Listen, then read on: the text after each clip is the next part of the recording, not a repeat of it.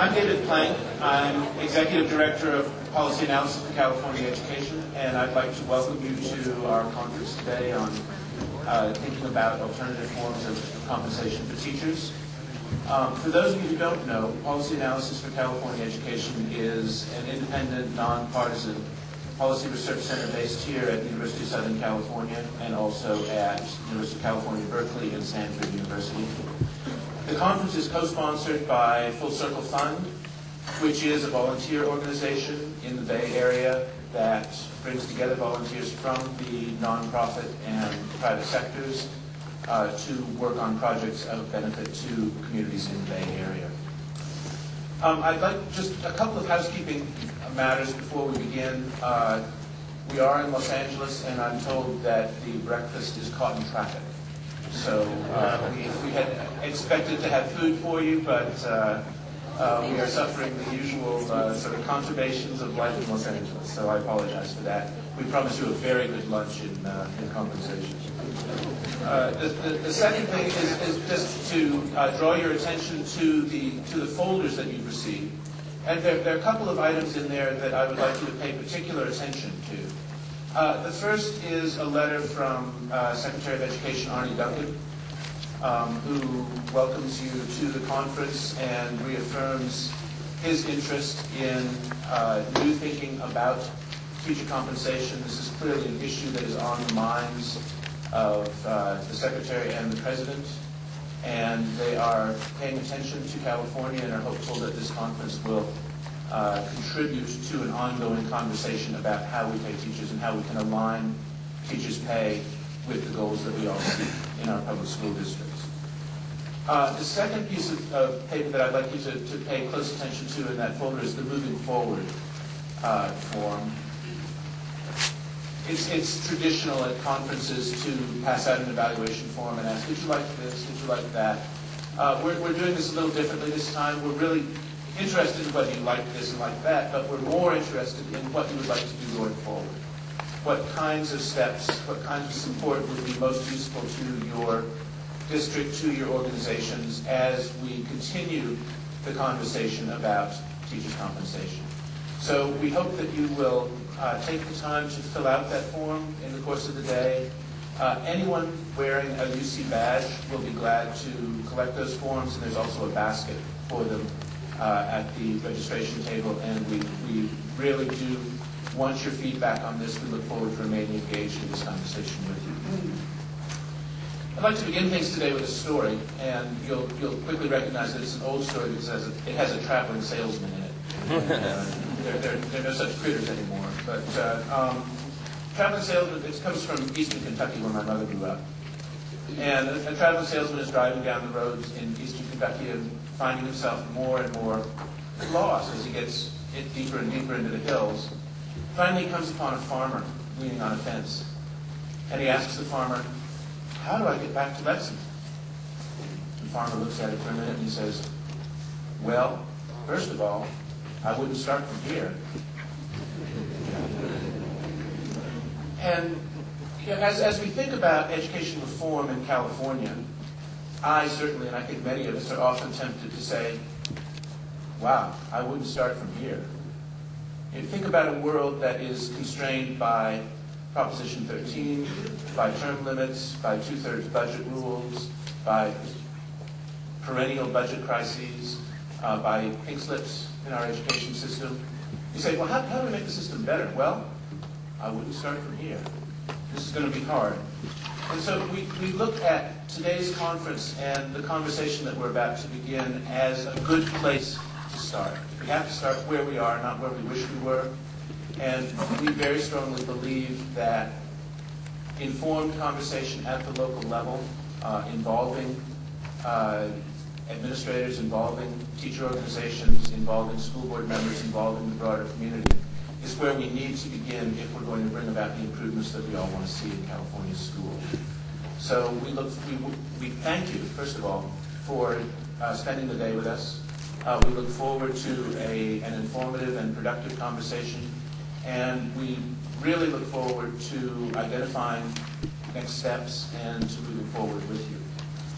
My job today is mainly to introduce several people. And the first person I'd like to introduce is Dr.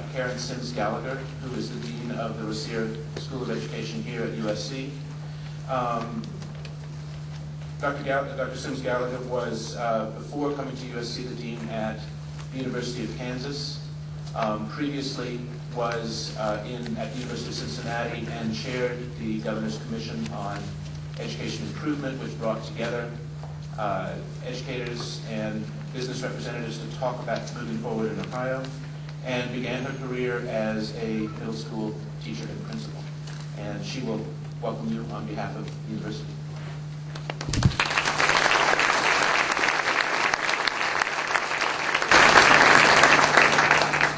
Thank you, David, and good morning. On behalf of the USC Rossier School of Education, I'm delighted to welcome you all to our campus today. I speak for all our faculty here on the campus when I say how glad we are to once again be an active partner with our colleagues at PACE, an organization that continues to play a critical role as a change agent for students and administrators in the state of California. The dialogue that PACE is hosting today on the timely issue of teacher compensation could have far-reaching implications for teachers and administrators alike. At Rossier School, we are about to begin the celebration of our centennial year of preparing teachers and school leaders for the schools of California and the nation. With that distinction, we are recommitted to our mission of strengthening urban ed here in our own community, as well as nationally and globally.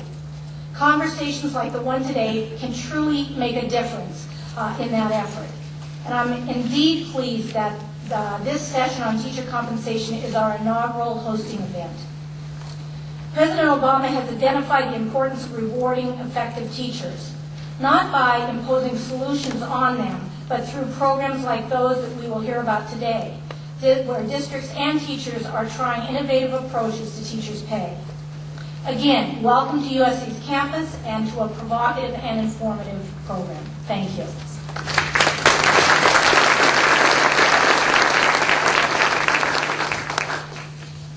And the next person I'd like to welcome is Matt Hill, who is Special Assistant to Dr. Ramon Cortines and will welcome us to LAUSD on behalf of Dr. Cortines.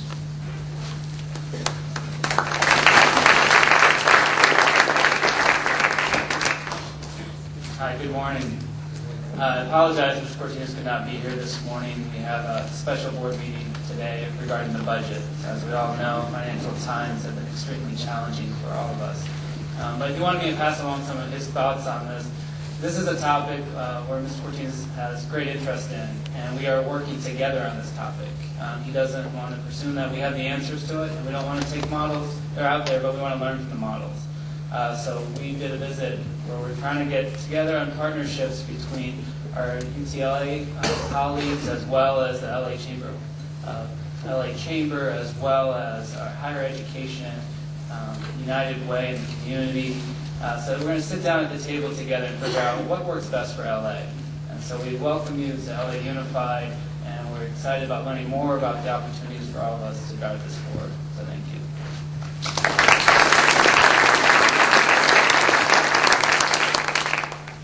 And it's now my great pleasure to introduce Senator Gloria Romero, who will also provide a welcome to the conference. Senator Romero was elected to California's 24th Senatorial District in 2001. In the Senate, she has served as Majority Leader. She was the first and the only woman ever to serve in that position in the Senate. She is currently the chair of the Senate Education Committee and one of the most influential and passionate voices on education policy in California. We are delighted to have her here. Thank you for coming.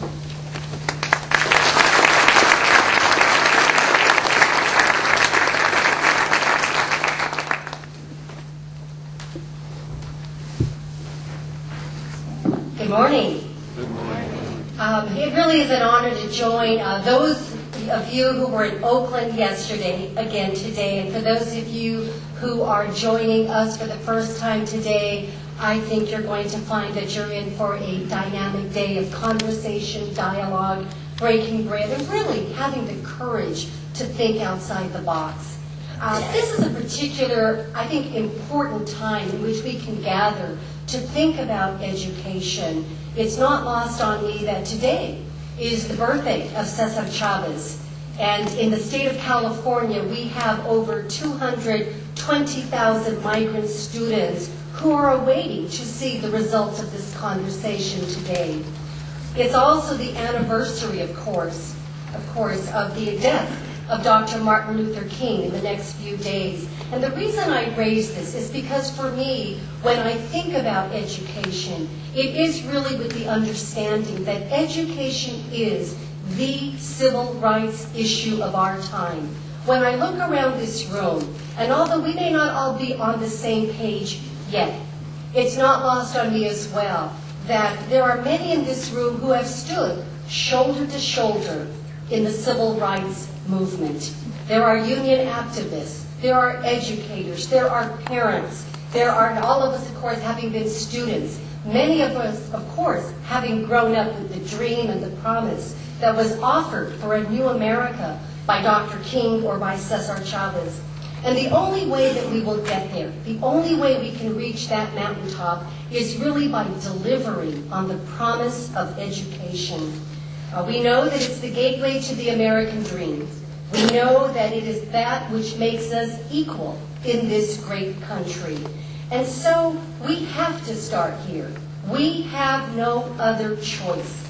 6.3 million students in California who are waiting to find out how we, in this room, who have marched proudly across many Selma-type bridges to try to make sure that the nation understands that education is the foundation of any hope for equality in this great country.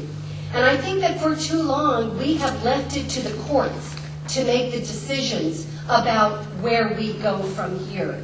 Whether it was Mendez or Brown or most recently Williams, we have relegated and I think abdicated the responsibility to the courts.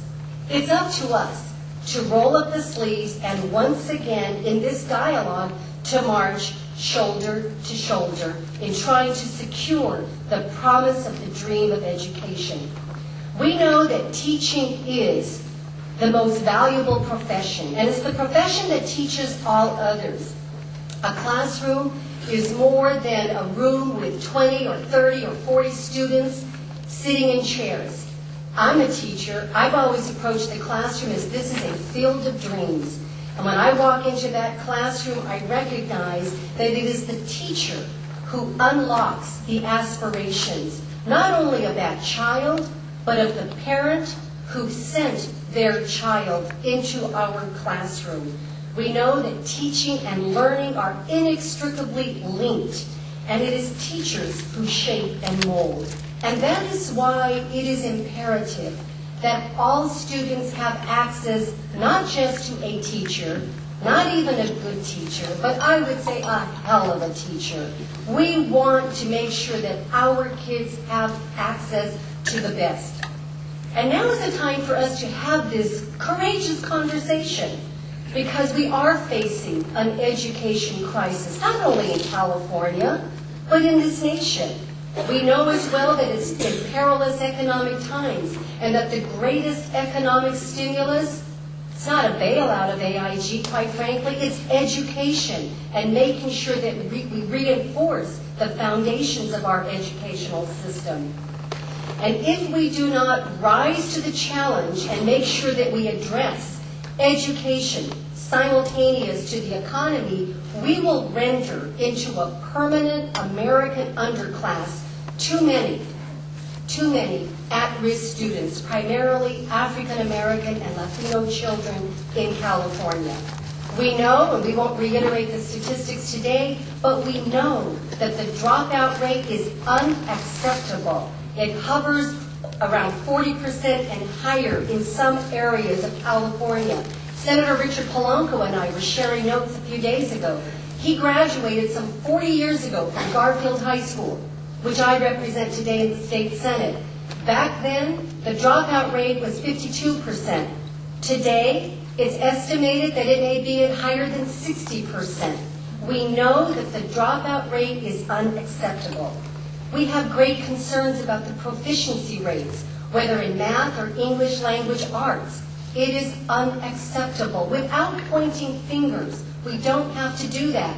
But we look at those statistics and find 70% of our children not at proficiency rates. And we can blame assessments and measurements.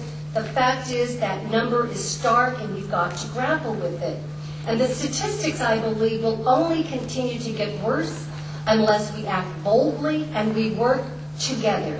We listen to each other. We bring ourselves into a room and we have the dialogue that, quite frankly, President Obama and Secretary Arne Duncan are asking us to have at this time. I'm very proud that President Obama recognizes that we must think outside the box. And sometimes, perhaps, there are some boxes that are worth throwing away. We've got to make that decision, but we have to be able to have the courage to do so. I think sometimes that acting boldly means that just breaking the chains of business as usual. They have said it is now the perfect storm for reform. We had it in Oakland yesterday, we moved it to Los Angeles today. I think there is much that we can do because the time and the era of excuses is over. Ya basta. We're tired of the excuses. I believe that every child in a classroom can learn. And with proper resources, with the mentorship, with the support, but with the creativity as well, we can make sure that our children have the best of the best when it comes to teaching. I'm the chair of Senate Education. And of course, these are perilous times in which to be the chair of education. But I wanted to take this job. I'm the product of public education from kindergarten to PhD. My mother had a 6th grade education, but she never gave up on the American dream that each of her 6 children would graduate from high school. My high school counselor told me I was not college material. Don't even think about it.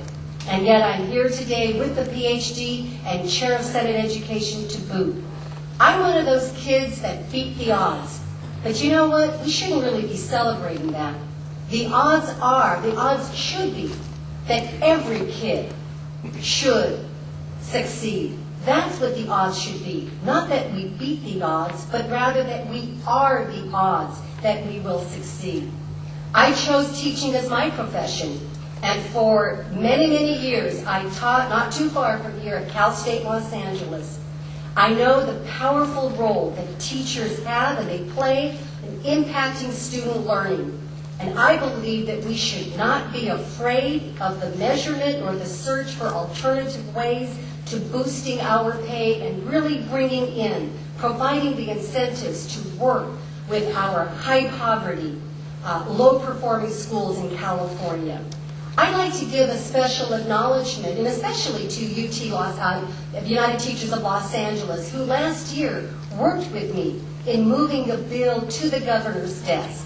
Senate Bill 1660, this was a measure that recognized, quite frankly, that we have a shortage of math and science teachers and special education teachers in California, and that a student in the lowest performing schools in California, high poverty, high minority, the lowest 3 deciles in California. If you are a student in one of those schools, you are 4 times as likely to have a teacher in the classroom without a credential in math or science teaching you math or science. And that is simply wrong. Poverty cannot be a reason to say that the educational resources are not there. So we moved 1660 because failure to have done so would have said that we were telling these students, you can never be a doctor, you can never be an engineer, you can never be a scientist. And we moved 1660 as a way to begin the conversation to say, let's figure out the incentives to bring these teachers into the high poverty, lowest performing schools in California. It was heavy lifting to get it to the governor's desk.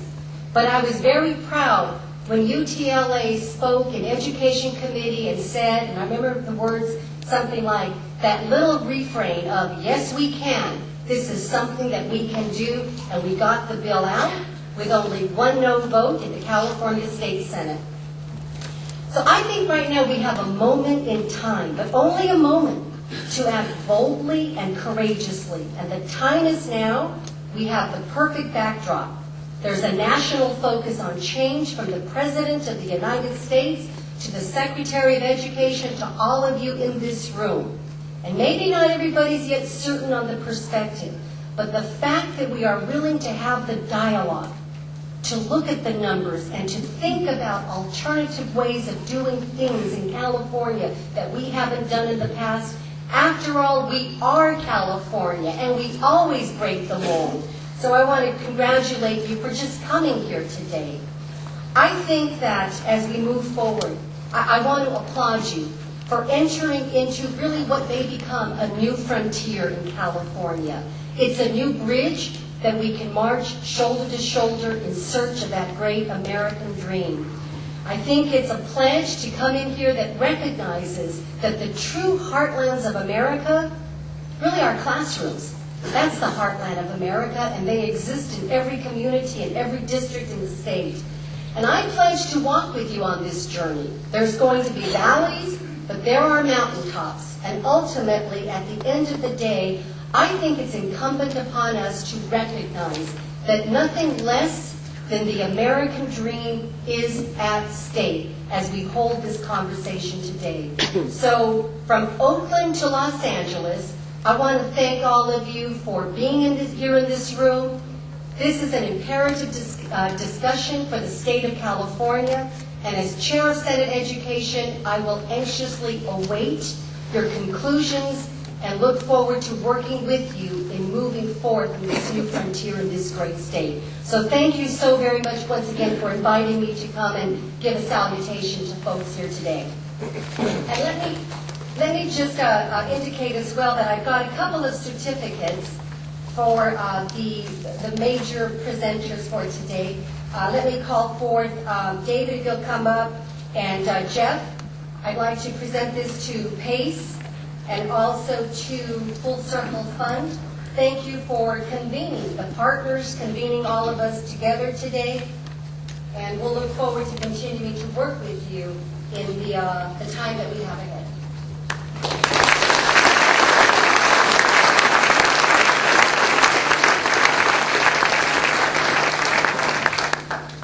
Thank you very much, Senator Romero. And before I introduce our next speaker, I should tend to one more item of housekeeping, which is just to let you know that today's conference is being webcast by the University of Southern California. And as we talk about alternative compensation, it's sometimes the case that people's language gets a little colorful. You might want to be aware that this is being broadcast to the world.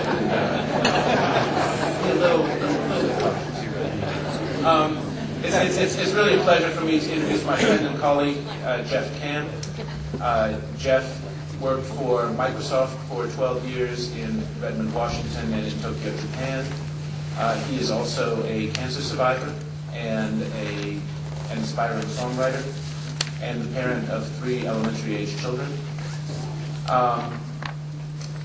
He is the chair of the Full Circle Fund Education Circle, which works on education projects in the Bay Area, and the leader of their what they call their alt-comp dialogues, which engage local unions, administrators, and school boards in conversation about how to do compensation differently.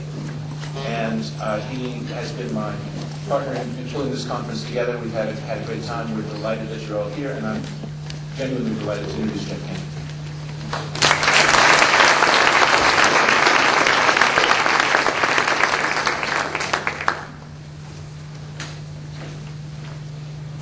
Thanks, David.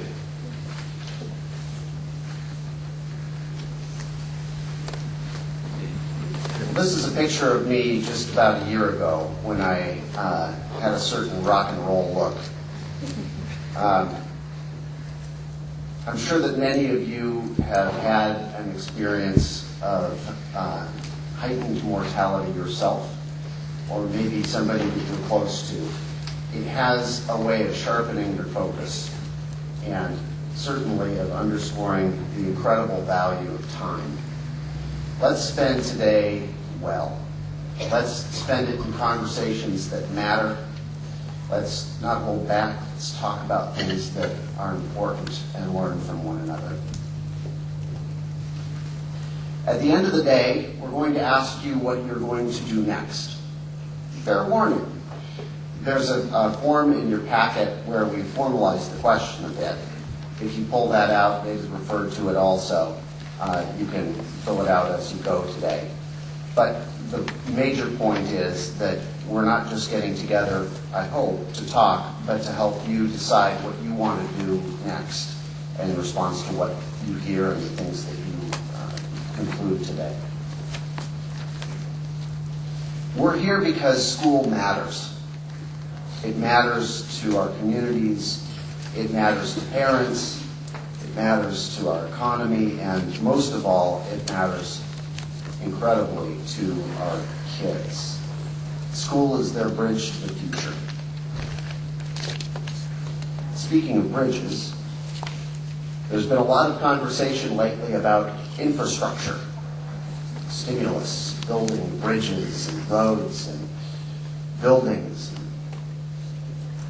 The thing is, we're in a knowledge economy, and the infrastructure of a knowledge economy is the prepared mind.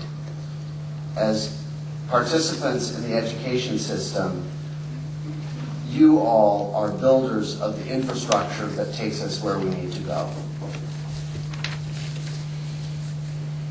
The key to it all is here. The teacher is the pivotal role that takes knowledge and brings it alive and personalizes it. This is the relationship that we all need to optimize for. Those children are engaged, and they're not engaged because the textbook was awesome. They're engaged because that teacher brought something exciting alive for them. And this conference is about how that person in front of the room is compensated and whether there can be a connection, a relevant connection, between that pay and the work that she does.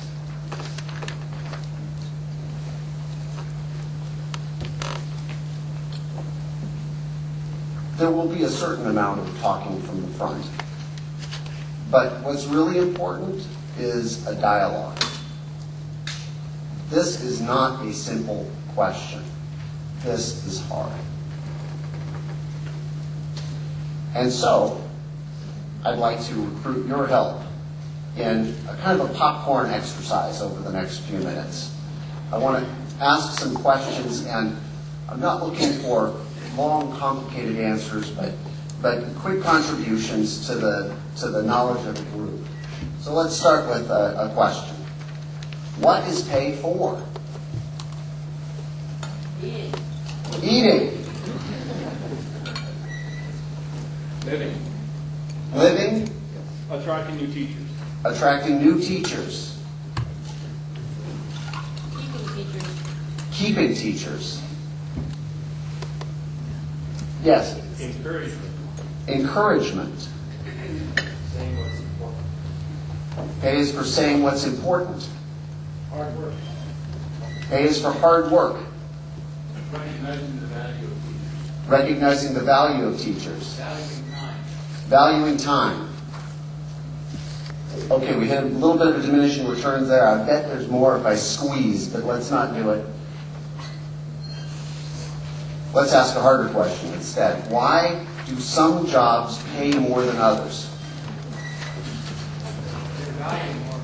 They're valued more. Skills are more rare. Skills are more rare. Seniority. Seniority. Politics. Education. Politics. Politics. Expertise. Expertise. The jobs generate more. The jobs generate more money. Not many left-handed pitchers. Not many left-handed pitchers.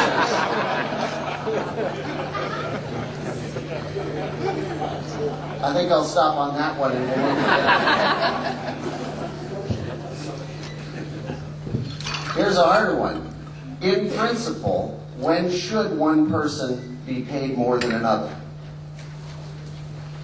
We're still in popcorn mode here. When they're better. Results. Scope of responsibility. Scope of responsibility. Harder to replace. Hard to replace. Greater risk.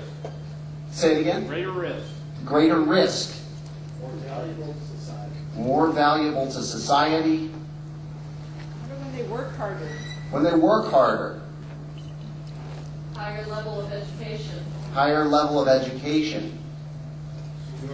Seniority. Experience. Results. Say it again. Results. Results. I think I'm going to stop it there. The point is that there wasn't instant alignment in this room about reasons why there should be differences in pay, and you will be unsurprised to know that there is a large industry and people who can tell you why pay should be different. There's not a high degree of detailed alignment between the views of these authors about pay systems. There is some. There are a few things that not in every book or work come out, but come out pretty frequently. First is the basic notion that pay should be fair. Now you can scratch and sniff that one. What is fair, right? Second is that differentiation of pay can support a strategy, but doesn't make a strategy on its own. And last is, be careful. People care about their pay, and if you do this clumsily, you can actually do harm to people and mess with things that we really wouldn't like to break. There are two basic areas of thought around changing of pay, and oversimplifying a lot with fuzzy boundaries anyway. They kind of come into two packages: practicality and principle. And now we're in the Obama era. We don't do false choices anymore, so I'll just cross out that verses in there. There can be connection between practicality and principle. How many of you think that teachers are basically in it for the money? I didn't think so. But how many of you think that from time to time teachers might clip coupons? Okay, so teachers aren't blind to money. Money does matter to teachers. It's just not maybe the core operating motivation in their professional life. Well, there is a reasonable way to explain the dichotomy, which is the idea of marginal incentives. A coupon isn't a big deal. It's a small incentive. It presents an opportunity to somebody. They can decide about whether they want to use it or not. It's an offer, and they can choose to take it or not take it. And maybe they think about it, and maybe they don't. Maybe it tips the balance, and maybe it doesn't. Let's take a look. Does it tip the balance? Does it tip the balance? Does it tip the balance? Oh! I don't know, maybe.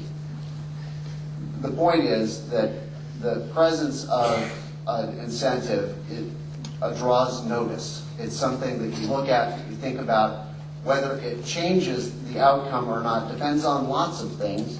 But among the things that it depends on is the context. If your context is the universe, an incentive the size of the earth looks like a gratuity. People basically do things that make sense to them, do things that they want to do things that they view as wise and important. An incentive can cause people to think about things. It doesn't necessarily change what people will do, but they probably think about it. This is my most text-heavy slide. This is something of a laundry list of ideas that we've heard talked about, of things that might be, aims that might be served by practicality-based incentives.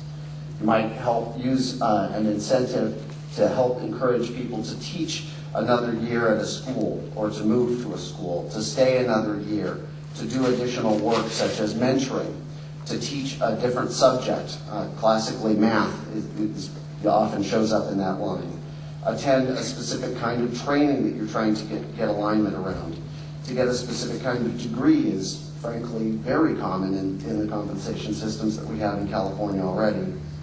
Participate in a program, or I put last because this represents something of the frontier of discussion, to accomplish something defined that fills in the line.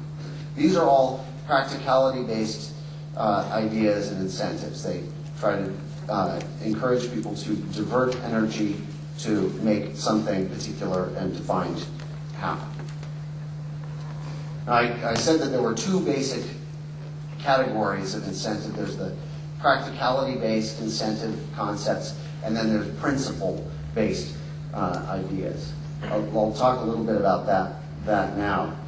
The one that is right now getting the most discussion is the principle that there should be some kind of alignment or connection between the value of work and the value of pay. So, let's bring you back into this conversation with a harder question. What are some challenges to aligning teachers' pay with the results they achieve? Unfair distribution. Unfair distribution. Measurement. Measurement of performance, measurement of results. A stream of money to support that. A stream of funding, stability of funding. Variance of students. Variance of students. Objectivity. Don't have the best results. Don't have the best results. I heard objectivity back there. More? We don't agree on what the results mean. We don't agree on what the results mean. It'll hamper teachers' collaboration. There's collaboration, I hear. Morale in general. Morale in general. Narrows the teaching. Narrows the teaching. I bet there's more. Lack of control of the variables that surround teaching, such as textbook adoptions, materials being standards taught, pacing, and so on.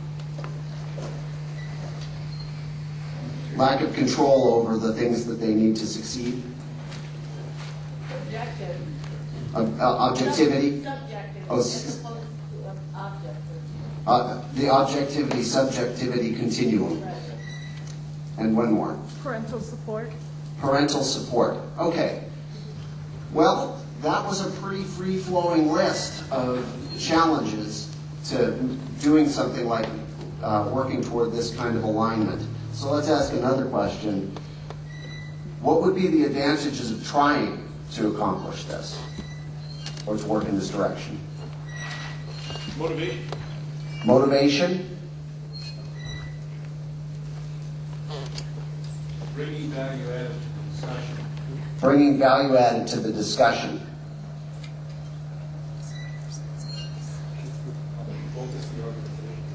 Helping to focus the organization. Increase respect for the profession. Better allocation of resources. Better allocation of resources. Amplified creativity. Amplified creativity. Getting rid of shoddy colleagues. Getting rid of shoddy colleagues. Falsification of test data. Falsification of test data.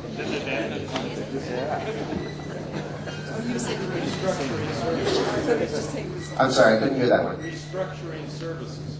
Restructuring services. Could you say another word about that? What do you mean? The way education is looked at, the way it's delivered, the involvement of the different people that make a difference, involvement of the community. Involvement of the community. Related to the class. Okay, thank you. Weaken the power of the teacher unions. Weaken the powers of the teachers' unions, I hear from the back. Take one more here.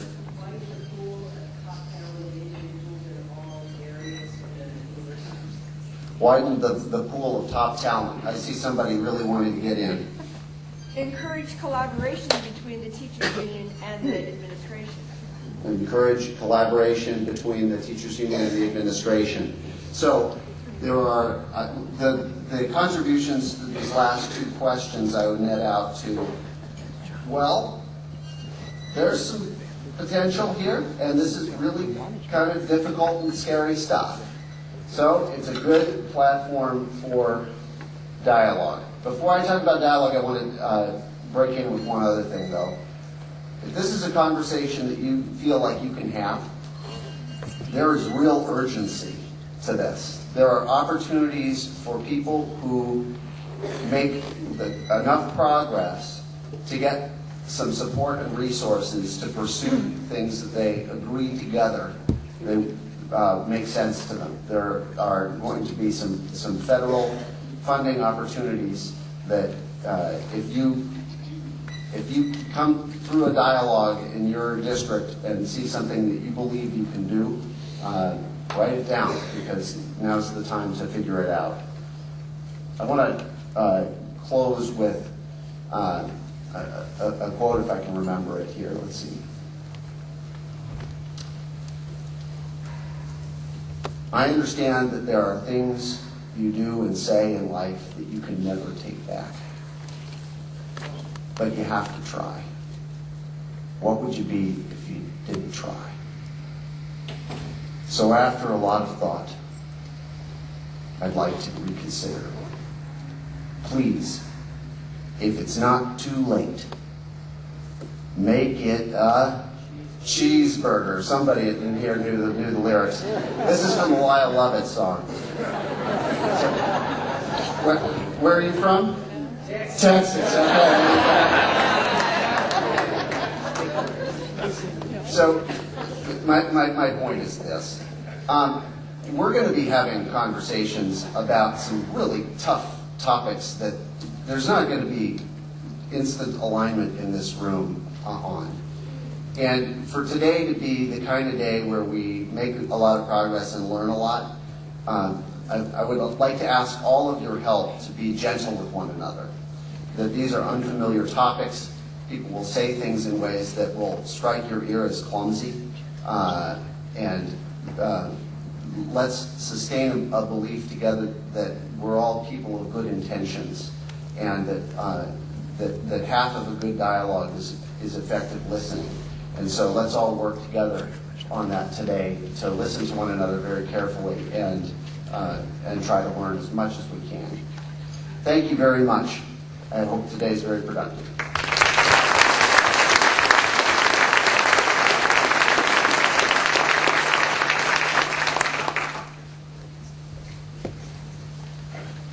Thank you, Jeff. And for those of you who came to see Julie Kopic, I'm sorry to disappoint you. Those of you who know Julie has been through some very serious medical issues in recent weeks and was unable to come to Los Angeles today. She really was at the heart of this conference, worked very hard to pull it together, and we really relied on her network of contacts to pull the program together. And it's a genuine shame that she's not able to be here today, and I just want to express our thanks to her here in this forum. It therefore falls to me to introduce our next speaker, Brad Jupp, who is Senior Academic Policy Advisor to the Denver Public Schools Superintendent. And in the notes here it says Michael Bennett, who has since gone on to greater things, is now the Senator from Colorado. In this role, he shapes district direction in a wide range of fields, including school and district performance and accountability, new school development and school choice, and the management of educated human capital. Before taking on his administrative assignment, Brad worked for 19 years as a teacher in the Denver Public Schools and as an activist in the DTS Teachers Union, the Denver Classroom Teachers Association. From 1999 to 2005, he led the joint district union effort to develop and implement Denver's professional compensation system for teachers, which is known as ProComp. ProComp is a nationally recognized path-clearing effort to reform the way teachers are paid so that their earnings are based in part on the performance of the students that they teach. and he has been a teacher in the Denver Public Schools since 1987. And I know Brad likes to move around when he talks, so I'm going to help him loosen up the microphone here, and we'll get started.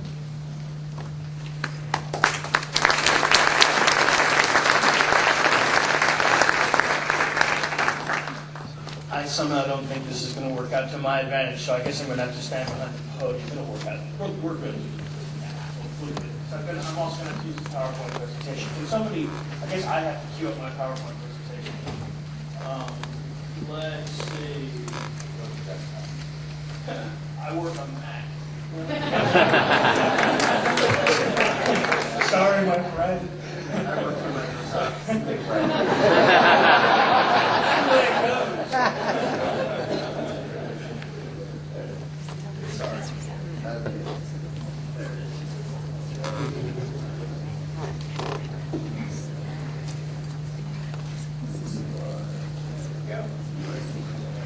Thank you very much. It's an honor to be here today. It was an honor to be so graciously introduced. I'd like to take a brief moment to actually unpack what it is that I do in less glorious terms. I'm basically a school teacher in Denver Public Schools that when Michael Bennett asked me to come and work for him, I moved after 19 years of service to kids and 19 years of teacher union leadership to serve kids in the superintendent's office. I have to tell you that my job title is Senior Academic Policy Advisor to Superintendent Michael Bennett. Now that he is a senator, my job is, I think, highly in question. And so I understand pay for performance perhaps better than anybody at this moment. I'm here today to talk to you about Denver's professional compensation system for teachers, not because it's the best way to pay teachers, but because what we did in Denver in 1999 was to create a shared context for labor and management to talk in a very different way about the way to pay teachers. And in so doing, I think we created a number of the advantages that were discussed earlier in your popcorn conversation with Jeff. I'm going to jump right into details. I'm going to try to move through this in about 20 minutes, and then I'm going to turn it over to you all for questions and answers, because I think that the purpose of dialogue is what we're all about today, and I think this is an ample opportunity to begin that dialogue. ProComp begins with a very simple policy premise, which is that teacher compensation, the district's single largest expenditure, should be linked directly and in multiple ways to improving student learning, which is the district's intended organizational outcome. I'm going to stipulate in advance that Denver Public Schools struggles mightily at advancing student learning. But I am going to also stipulate in advance that one set of circumstances that's different in Denver Public Schools is that we recognize the difficult work ahead of us requires us to use all resources towards this important purpose. Senator Romero said, I think, some of the single most important things that we all should keep in the back of our minds. I am animated, have been for 25 years, by the belief that education is the civil rights issue of our era. And I am daunted by the fact that the school system in which I placed my daughter is one that sees 6,000 first graders and 18 years later, 728 graduates from college. We are very different, we are very similar to any urban school system. That statistic is probably no different in proportion than yours or other urban school systems.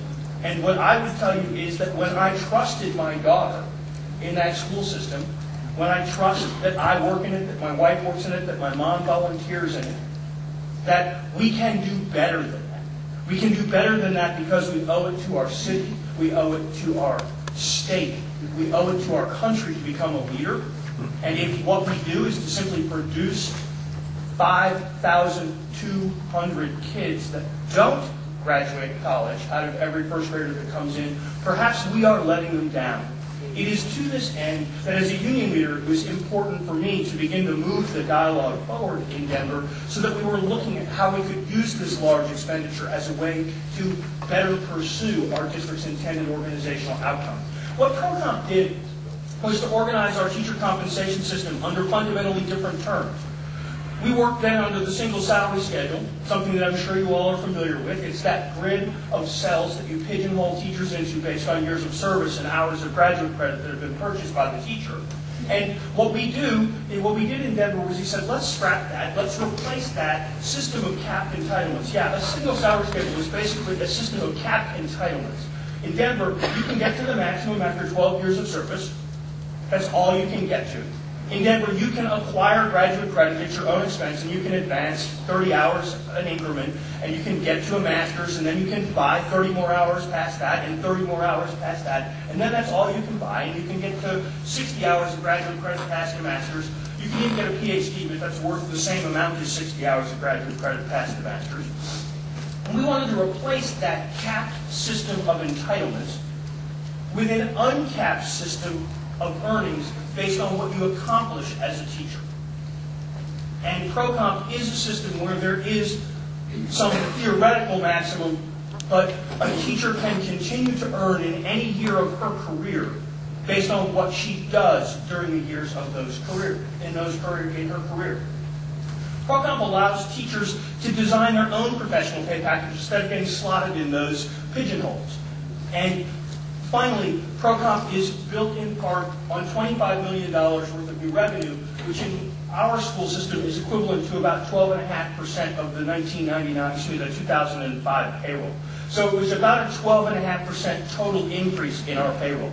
That dedicated revenue is something that both built the faith in the teachers to go forward, and I think shows the investment of faith in our public in the value of their teachers, if they are willing to base their pay in part on the results of the students that they serve. You can't read this fine print. If we had more time, if we were in one of the breakout sections, we'd pass this out and let you look at it. What this does, actually, let's go backwards. Yep, going to go backwards, yes. What we did with ProComp was we said, let's change basing our pay system on years of service and acquired graduate credit, and let's move it towards 4 things that we know teachers do. They make commitments to work in hard-to-serve schools and hard-to-stack assignments. They acquire and demonstrate new knowledge and skills in the classroom. They demonstrate satisfactory or better performance in their classroom based on observation from their principals and perhaps from their peers. And ultimately, they produce results with students in individual and collective fashion. Now, these 4 areas are what we've decided are the most important things our teachers do in Denver, and these are the areas where we say they should be rewarded. Now, this table, which is hard to read, unpacks those 4 circles. Because we don't have much time, what I'm going to do is I'm going to spend all of our time on the portion of ProComp that gets the most attention, which is how we compensate teachers based on the results they get with the students they serve. There's 4 ways. 2 of them are collective and 2 of them are individual. The collective manner requires a sophisticated multiple measure assessment of school performance that looks at the results our teachers get on the state standards test, but also looks at other measures, including things like early reading assessments, AP test improvement, parent satisfaction, teacher satisfaction, and student satisfaction assessed by surveys, and other indicators of school performance. Ultimately, our school performance framework is based primarily not on student status, how well they perform on a single test, but on student learning, how well they perform based on the difference between a test taken before and a test taken after. Now, we were ahead of our state in developing a longitudinal measure of student performance. It is an essential, however, in any kind of compensation system for teachers, because what teachers do is affect learning. What teachers do is they get results with students in the form of learning. What happens when you're a teacher like myself, who taught at-risk 6th, 7th, and 8th graders, is that you get a wide distribution of kids in your classroom. When I say at-risk, incidentally, it wasn't featured. I taught in an alternative middle school that was described by the board members that supported my school as a school full of incorrigibles, which is a term that I would never want to have my daughter called. That school full of incorrigibles was a school for kids that were one due process step from the street. Either they had been expelled and referred to my school, or they were coming back to the school system after an expulsion from some kind of due process through the courts. So I had a wide range of performers in my middle school language arts class, kids that were in 7th grade who read at a 3rd, 4th, 5th, 6th, 7th, 8th, 9th, and 10th grade level. I could not simply take a snapshot of their academic performance in a given year. I had to take a movie of how much they learned during the time I taught them. And so that before and after picture was very important.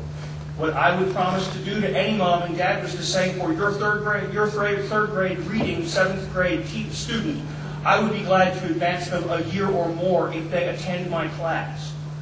That's all I would promise to that mom and dad, but that is what I would promise to that mom and dad. And I'd say to her, if you can't get your baby to my class, I'm not going to promise him a year's worth of growth or more, but if you can, then he is going to learn.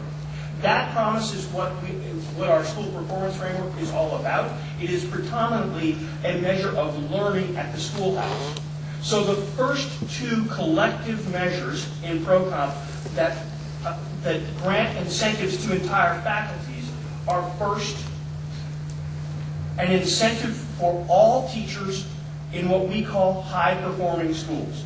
That's schools that are in the top half of the system of school performance framework metrics. The second collective measure, one that we've introduced recently, is one that looks at extraordinary change in your position in the school performance framework. We call those top growth schools. Those are schools where the change in position from one year to the next is great. What we want to do is to not just recognize the high-performing schools, but also recognize the schools that are streaking forward in their performance. We think that it's equally important to recognize that, especially because it's based on student learning. In addition to these two collective measures where every faculty member gets an incentive, we also have two individual methods. One is called the Student Growth Objective. The Student Growth Objective is an exercise. You'll hear more about it in Austin because they've done some great work, I think, advancing our Student Growth Objectives. They call them Student Learning Objectives in Austin. Our Student Growth Objectives are a system where principals and teachers sit down together and collaborate on their expectations of kids in the subject area in which students are being taught by that teacher. So if I teach music, or if I teach autistic children, or if I teach AP physics, I become responsible for setting expectations for children in music, or in my class full of autistic children, or in AP physics. And what I do is I collaborate with my principal to say, this is how much my kids are going to learn, and this is how I'm going to affect their learning as a teacher. I sit down with my principal 3 times a year, at the beginning of the year, in the midpoint, at the end, and if at the end of the year I've met those expectations, I get a small increase. And then finally, we also have an incentive for teachers that do extraordinarily well on our state standards test, because we know that that test, though not the only measure of student performance, does matter in our state. And we said, let's make sure that we feature it. Again, this is a measure of what the teacher does to get overall learning in her classroom. Not every teacher can get it because not every teacher teaches in a context where the state standards test is something that they have direct bearing on. So about 1,320 teachers in Denver are eligible for this incentive. Of those 1,320, a smaller portion, about 400 of them actually get it. In all cases, what you see in those classes where the teachers get the incentive is that a high portion of their class, 50% or more, exceed the state median for growth in student learning. Again, using that student learning measure that I described before. We can get lost in the psychometrics of that. One of the beautiful things about Denver's student growth measures, especially the one they use on the state standards test, is that they're relatively simple, they're relatively transparent, they're part of the public record, and it helps us, I think, make sure that teachers feel confident that we're using a transparent and easy to understand measure. Now, as we go forward and describe ProComp, I'm going to tick off a little bit of history. I'm going to tick off a little bit about how we redistribute the compensation, tick off a little bit about what we've learned, and turn it over for questions. In the ProComp story, there's about 6 or 7 milestones, and the first one really begins before August of 1999. In Denver, we had been talking about changing the way teachers are paid since about the time of the Nation at Risk report. In 1983, we saw the first labor management agreement to establish a committee to study alternative ways to pay teachers. Now, I became the negotiator for Denver Classroom Teachers Association in 1989, and I negotiated the 3rd, 4th, and potentially in 1999, the 5th study committee. Now, I was lucky enough not to sit on the 3rd study committee, but on the 4th study committee, I did what all of my predecessors had done. I received a beautiful binder of all the research marshaled by my side, and another beautiful binder of all the research that was assembled by the school board side. And my binder had a beautiful bibliography at the front and had all of the research underneath it that proved definitively why changing teacher pay would wreak havoc on the profession. And their binder had a beautiful bibliography at the front, and they marshaled all the research, and all of the research that they marshaled showed why changing teacher pay would create splendor and gifts for every teacher, and that it would change things so that we would move from an urban school system to an urban school utopia.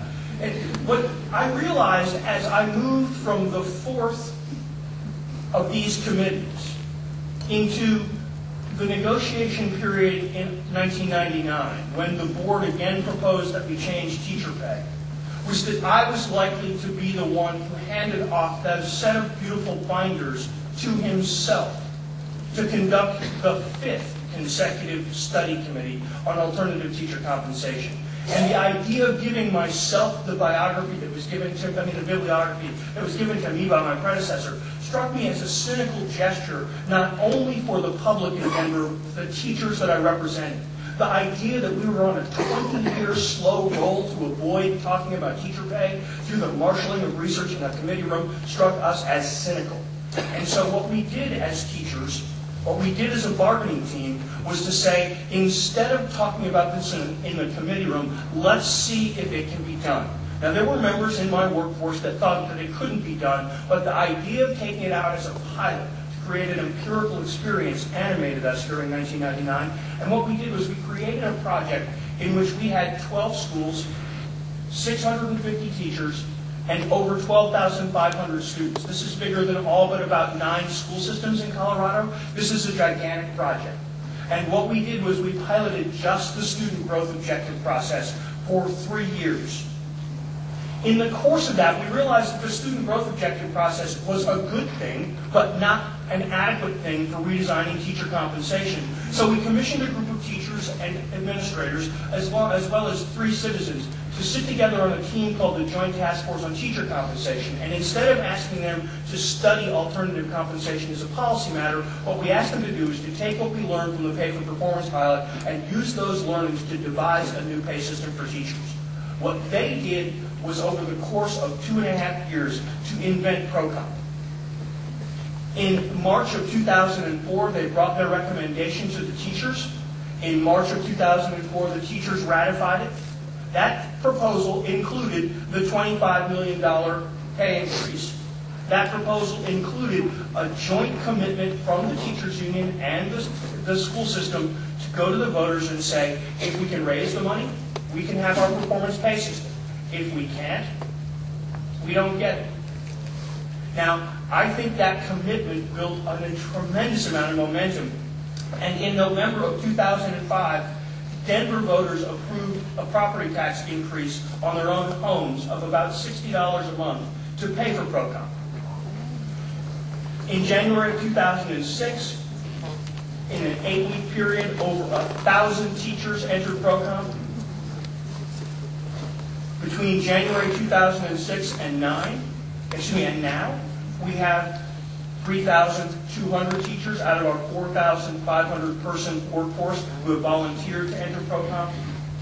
In almost all cases, it's because either they were choosing to work in Denver Public Schools because anybody hired after January 1, 2006 comes into ProComp, or because it was in their own economic self-interest, they could make more money under ProComp. So those 3,200 people have come in because it serves them well to be a part of ProComp. In August of 2008, after some storm and stress and some clanging of swords against shield, we reached agreement to revise ProComp between DPS and DCTA. It wasn't an easy process, but it was a process where I think we've made the system much, much better. It's important, even though this is another hard-to-read slide, to understand that what ProComp does is to reorganize the way we spend the disposable part of our payroll. It's important to think of your payroll. I don't have to move right away. It's important to think of your payroll in 2 parts. The part you pay for base and then the part you pay for increases. The disposable part of your payroll is the part that you pay for increases. In our old way of paying teachers, we paid for experience in education. Experience is gray, education is blue.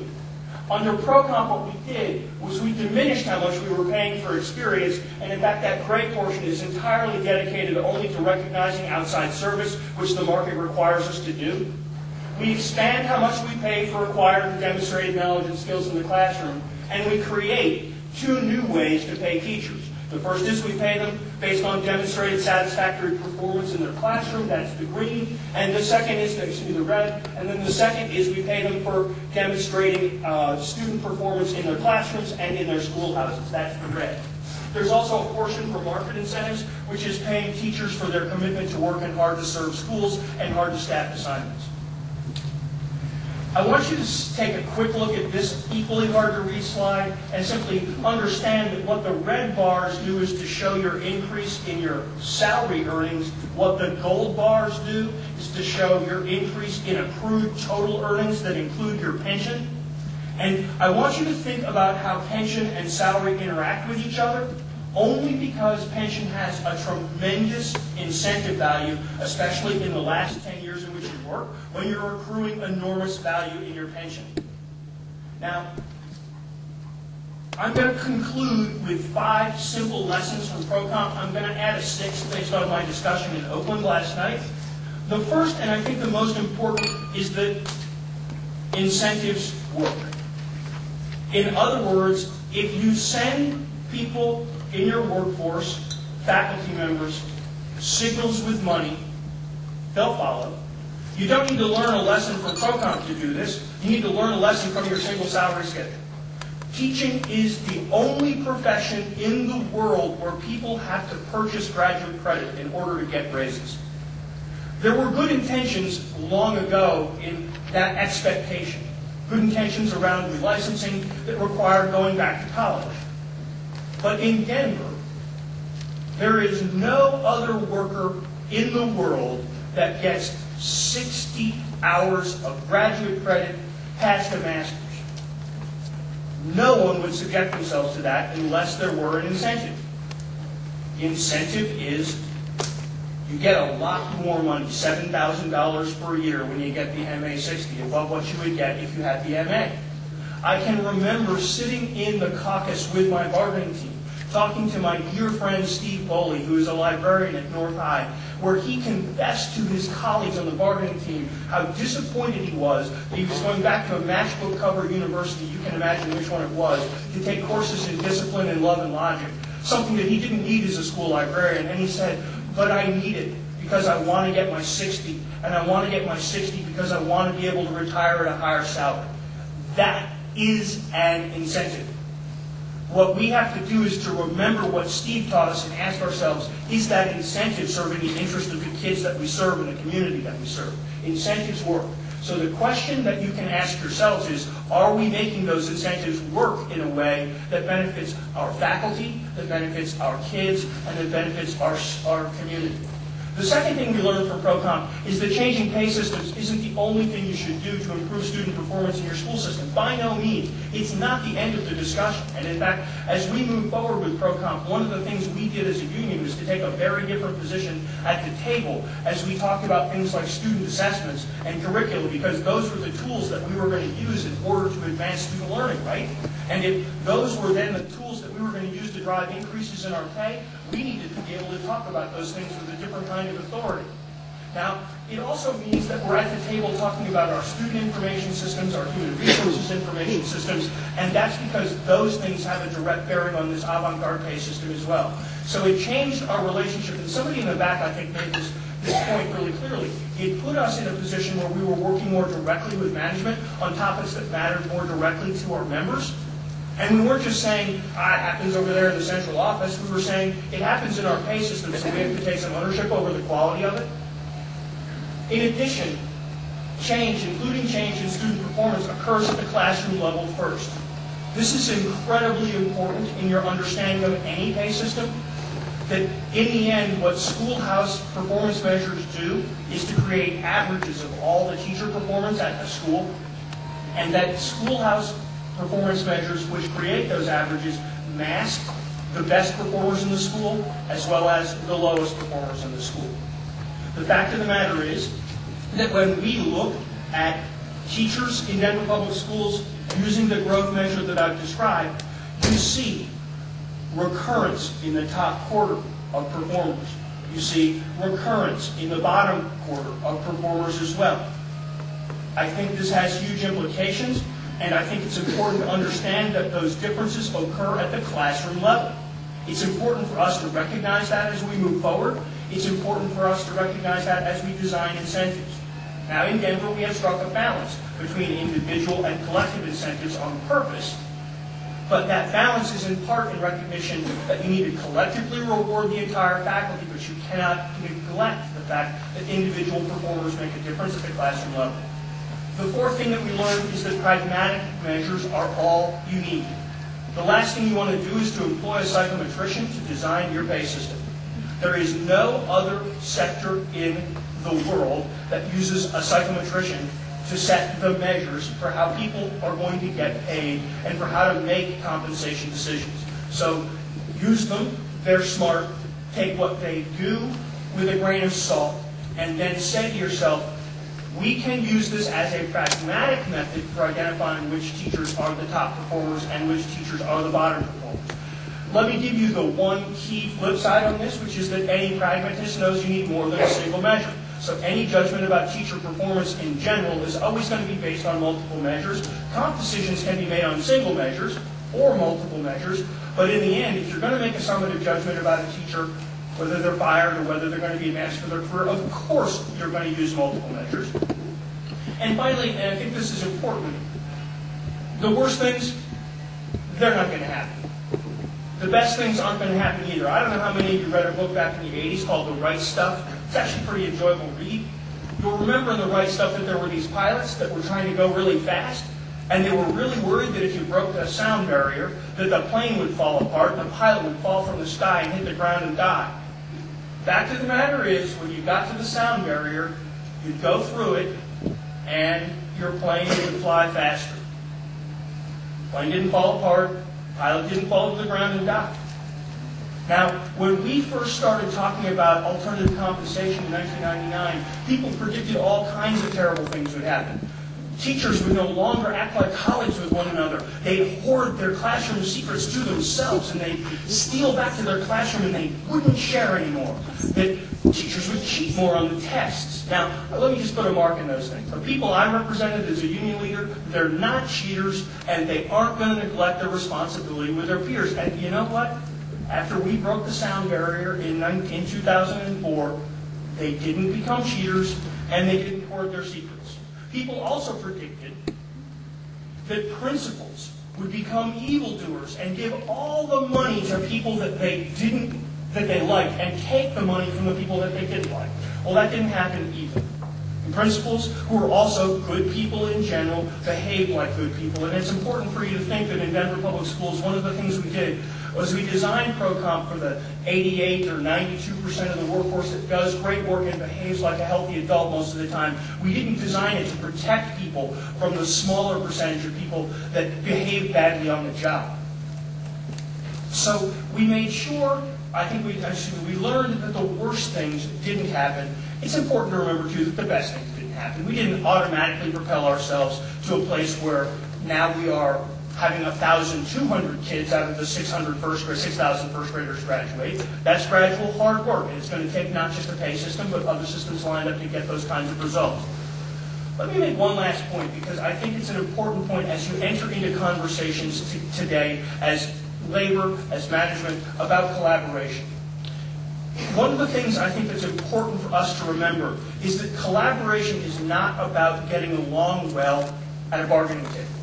It's about doing something important at a bargaining table and disabusing yourselves of your differences. Collaboration for the sake of getting along well, what I call weak-willed collaboration, isn't very useful.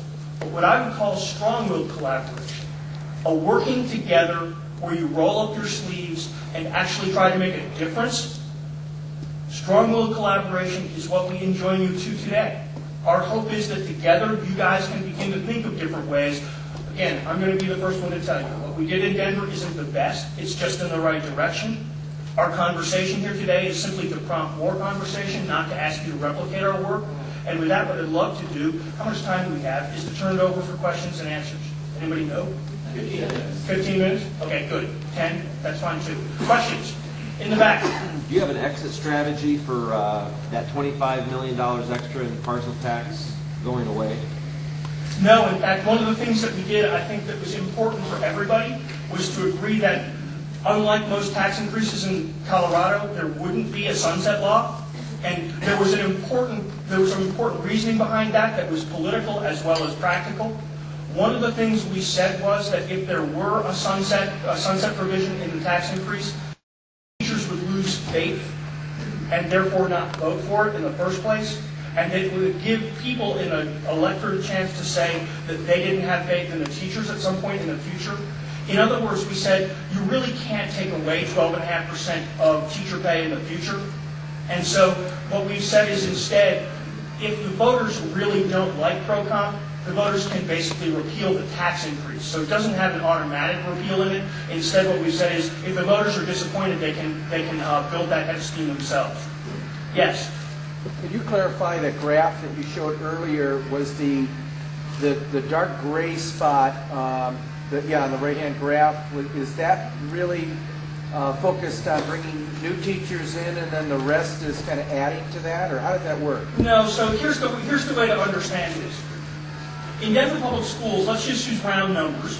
In Denver Public Schools, about $200 million goes to teacher pay. I'm not counting salary-driven benefits like pension. I'm not counting insurances. About $200 million goes to just salary. Of the $200 million, about $130 million goes to simply making base pay. Okay, that's not a variable cost, that's a fixed cost. So what we've then done is we've said, okay, the remainder, the $70 million, is the variable cost. Now, what we've said here is that the gray, under the short column, is the variable cost for years of service under our single salary schedule, and the blue is the variable cost for acquiring graduate credit in our single salary schedule. The yellow is the variable cost for market incentives that we tacked on top of our single salary schedule for extra duty and for providing incentives to work in English language acquisition Spanish classes. What we said is that's a bad way to spend it. Let's reorganize it. Let's reduce what we're spending on experience to as little as possible. Let's increase what we're spending on acquiring and demonstrating new knowledge and skills with the caveat that it's no longer purchase graduate credit, that it's work that you can do in your schoolhouse with your principal and your colleagues. And let's add portions for demonstrating satisfactory or better performance. We think that's actually a relatively low standard.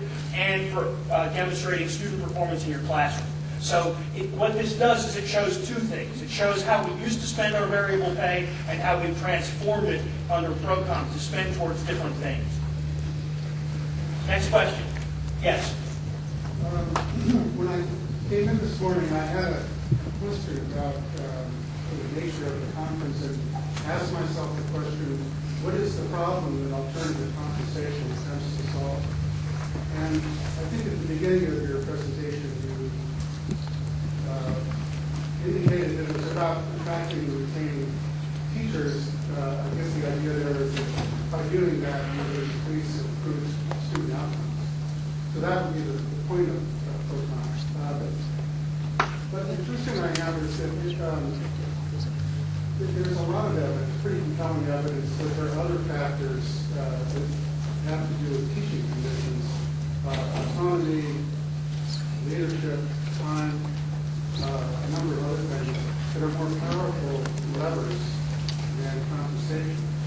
And so I wonder, as we think about our conversation today and what you presented here, why is it we are so enamored with the idea of the potential lever of compensation, and it seems to divert us away from these other more powerful levers.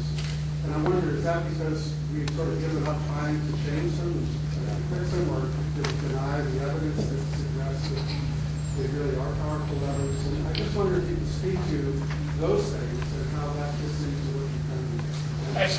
question is hugely important, and we can see early on that teacher pay is not the only lever. And we know the same research that you guys study that show that what motivates people, especially at the beginning of their career, is a great leader, a school that is a coherent community, the access to good professional development and to quality materials, good compensation, and a sense of safety at the schools. Those 5 things can be just as important. And you might cite different research that jiggles 1 or 2 of those things, but it's going to come up basically the same 5. We agree. And that's why in Denver Public Schools we've engaged in a wide range of reforms. I mean, we're here to talk about teacher pay, not the way we've built our principal corps. We've obsessed about the quality of our principal corps over the last 6 years, and especially over the last 4.5 with Superintendent Michael Bennett and Tom Boasberg. We've worked really hard on school autonomy, and in fact, you've seen some of our schools in Denver Public Schools, Bruce Randolph School, Manual High School, and Montclair Elementary School, have actually sought autonomy from board policy in the labor agreement in order to be able to do what they think of as best. And they did that, incidentally, primarily in the interest of being able to select their own people and not have direct placed faculty at their school. So there are a number of other policy and practical issues that come to bear. But the fact of the matter is, and this is the policy premise of ProComp, that the single largest resource you've got, at least in terms of raw dollars, is your teacher salary. And being able to line that up with something better than years of service and hours of required credit mattered a lot to our Board of Education. And I think it's turned out, in hindsight, to matter a lot to our teachers and to their union as well as to our administration. It was our board, I think, that drove us here for this policy premise. But I think we've all been able to conclude that, yeah, it's probably worth it to think about this lever too. I think the real challenge for all of you is to ask yourselves, how can you use this large dollar lever, I think, with some of the other levers that you've got at hand. I think you raised the levers that are controllable at the schoolhouse. There's one last one I think that's huge. It gets talked about in, I think, a crude term, human capital management. But I think the way we think of it in Denver Public Schools is building a great faculty. It's sort of the flip side of the hit single of all this money. It's the workforce that comes with it. And I think we do want to use the money that we spend in order over time to build a really great faculty. I think that's important too. Good question. Yes? How is this impacting your classified staff? Excellent question. So we started because we were teachers' unions with what was the problem that was relevant for us and that we could solve. And we didn't have the authority to solve all of the other problems, principal pay, classified pay, central office administrator pay. We have worked backwards from this particular problem to solve, and solve the problem in this order. Principal pay, we now have an aligned teacher compensation, principal compensation system that uses all of the same metrics that we use under ProComp, primarily the schoolhouse metrics, and we're talking about student performance. We have then created a central office administrator pay for performance system. We are working on the classified employees, but frankly, because some of their work doesn't have direct bearing on student performance, what we're going through is very important exercises where we've asked what portion of your work is mission critical to driving student performance, and their managers are using that as a way to create pay for performance systems for them. I think that's slow, hard, detailed work that we have to do as an organization, but I think we started at the right place. Yes? I have a question from a higher ed perspective. Have you seen a difference in teachers going to graduate? Yes. Who go for degrees or additional classes? And I have a second part. Do you now have evidence of what kind of professional development makes a difference in the classroom? Let's take the first one first and the second one second, and then let's use it as a way to wrap this and talk about the results that we're getting, because I think that what I haven't done is to call out exactly what changes we've seen in the workforce.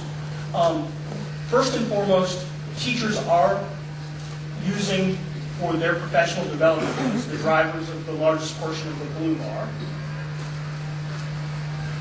much more of what we call job-embedded professional development, schoolhouse-driven professional development. The interesting thing about that is that before ProComp, they were spending hours upon hours upon hours, some of it good, some of it bad, in job-embedded professional development. But we had this sort of perverse human resources ideology that said, you can't double dip on that stuff. You shouldn't be paid for doing the stuff that your principal wants you to do to advance student learning at your school. That's double dipping. That's just part of your job. But in the meantime, we will give you pay increases for stuff that's not related to what we want you to do at your school. Okay? That perverse logic, I think finally, I think we actually had to kill some human resources people to get over that. It's on tape. The point I'm driving at here is that we had to sort of move past that. Now, I'm really interested in getting to the answer of the question, what kinds of professional development get results. We just went through the second of 2 very grueling audits by the Council of the Great City Schools, a terrific organization and stuff like this. And at the end, they rate just over the coals for how bad our professional development systems were in Denver. And they're right, our professional development systems are bad.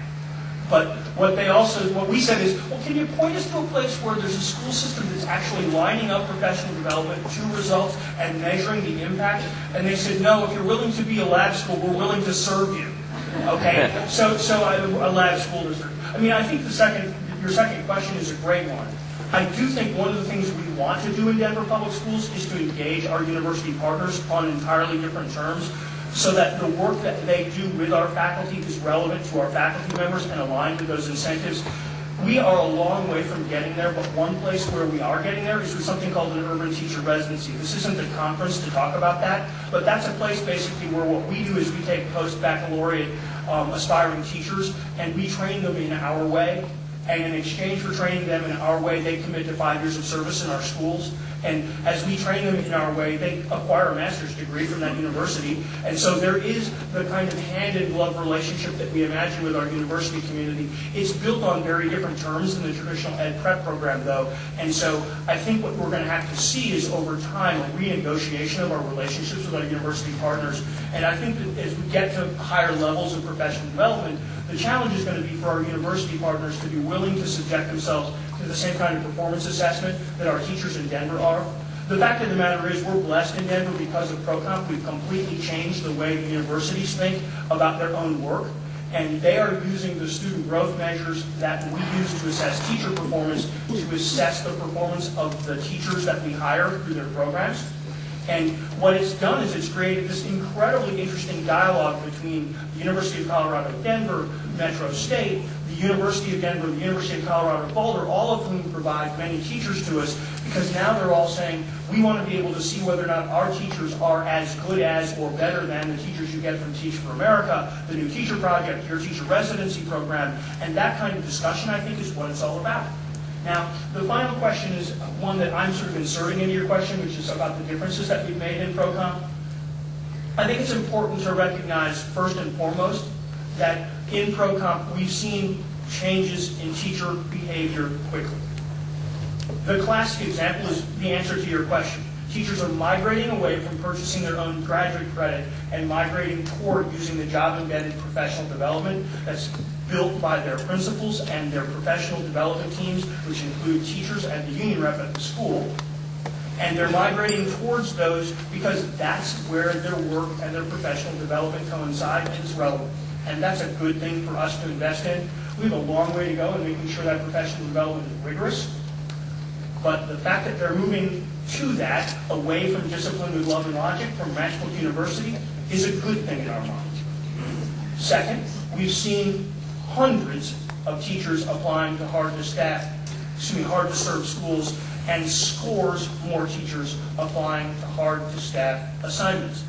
This is terrific because, again, our hiring committees, which include principals and teachers, have a much greater choice in June than they did before when those incentives weren't there, and they were simply taking direct placements in September, especially in the schools that serve our poorest kids. So we are also seeing, as the result of that, a decrease in the number of less prepared individuals working in schools that serve our poor kids, and a decrease of less prepared people in our hard-to-staff assignments. So those changes in behavior, I think, are important. But we've also seen differences in student learning. In the Pay for Performance pilot, we saw a correlation between high-quality, rigorous student growth objectives and student learning on independent measures. What we saw was that the teachers that set the highest expectations for their kids had the best plans to meet them, attended regularly with their principal about whether or not they were going to meet those expectations, that they got better results with kids on independent measures like our state standards test and the Iowa test of basic skills than teachers did when they didn't set high expectations, they didn't have good strategies, and they didn't attend regularly to those expectations. That makes perfect sense. So what we said is, let's keep lining up pay towards that simple proposition. Finally, we have not seen the kind of long-term effects with only 2.5 years in the game in overall student performance, but it comes back to the observation I made at the beginning. We're going to see the first impact, classroom by classroom. We're going to see an increase in the number of teachers that meet that expectation of having half of their kids or more exceed the 55th percentile for state growth or more. Right now, out of 1,320 teachers, we see about 400 teachers meeting that expectation. Our goal will be to see 500 and 600 teachers begin to meet that expectation. And that's the first place we're going to see the difference. But then we'll begin to see it also in the school-based incentives. Right now we see about 60 schools out of our portfolio of 140 meeting the expectations of getting half of their school performance framework points for performance and half of their school performance framework points for growth.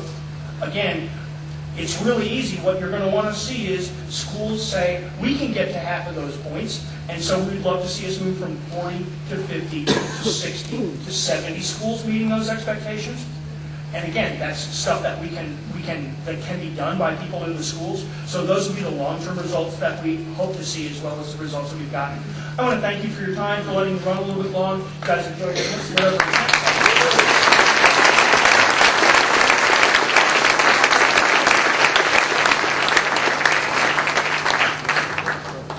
Thanks very much, Brad.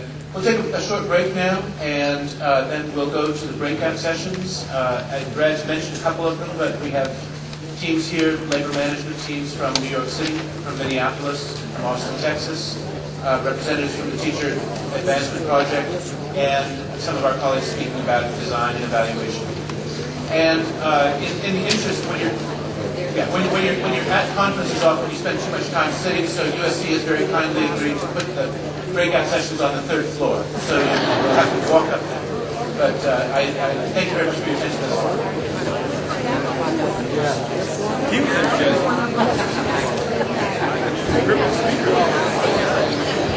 Right now and kind of get down to business.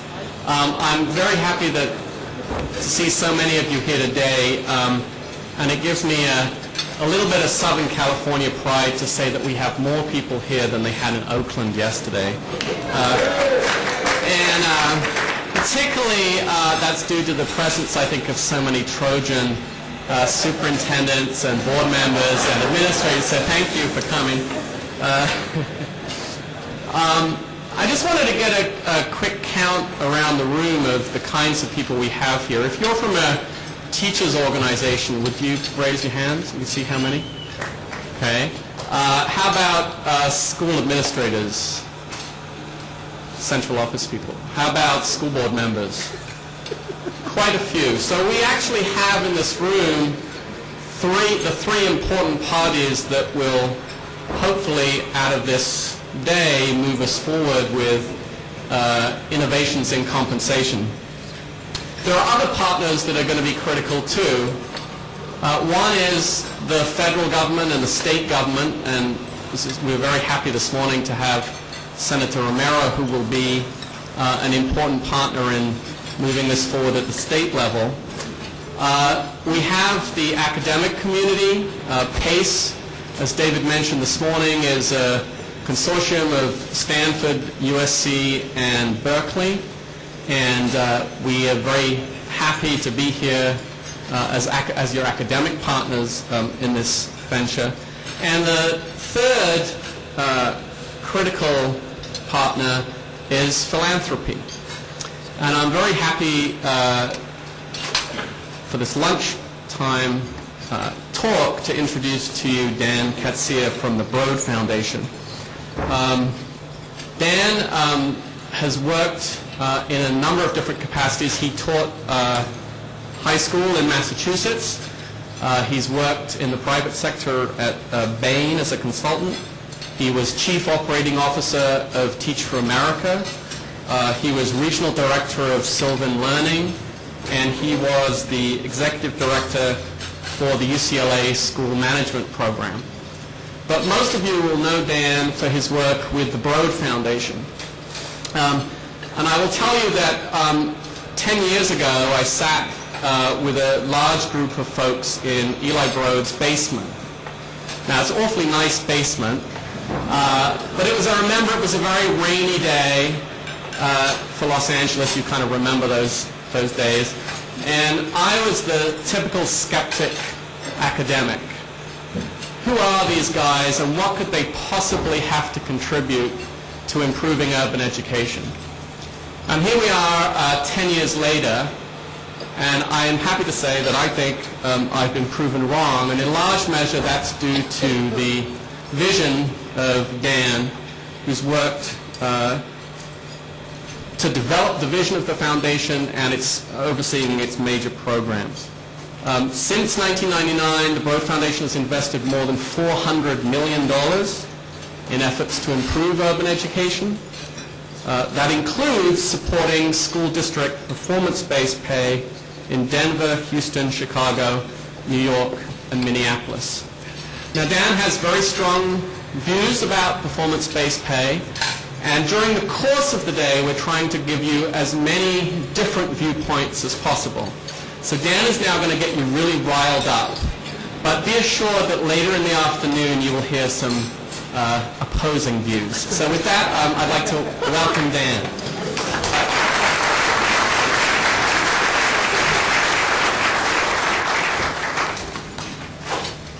Thanks, Tom, I think. Okay, there's nothing a speaker likes more than dim lights and heavy Italian food. So, we'll try to make this as robust and exciting as possible. The more growling I hear, the better. It's an honor to be here with all of you today, and I think it's fantastic that each of you has taken a day out of your normal work to come learn and talk about this very important but highly controversial topic. I want to use some of our time at the lunch to talk about the Broad Foundation's experience with pay for performance, and then share with you some lessons that we've learned through the course of our investments in this area. And given that our new president and secretary have thrown down the gauntlet to states, districts, and schools to step up, I want to talk with you about some next generation ideas regarding pay for performance and the possibility where we might take it together. And I want to make sure that we have a good amount of time for discussion and Q&A. So let's dive in. As you can see, I have some very sophisticated slides. Let's admit it. Compensation is a touchy subject. What if I asked you right now to turn to the person sitting next to you and ask them to tell you how much money they made last year? You'd flip out, right? You'd totally flip out. I'm not going to ask you, don't worry.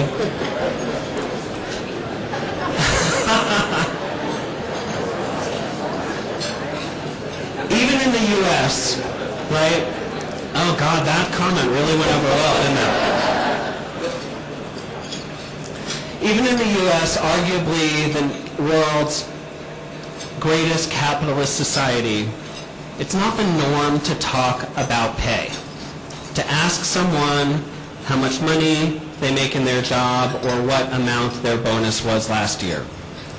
Our pay determines our standard of living, how well we can provide for our families and our loved ones, our net worth, and for many, the value that we contribute to society. Pay as a topic is not neutral. It's controversial, even in its most standard form. This one's a little more complicated.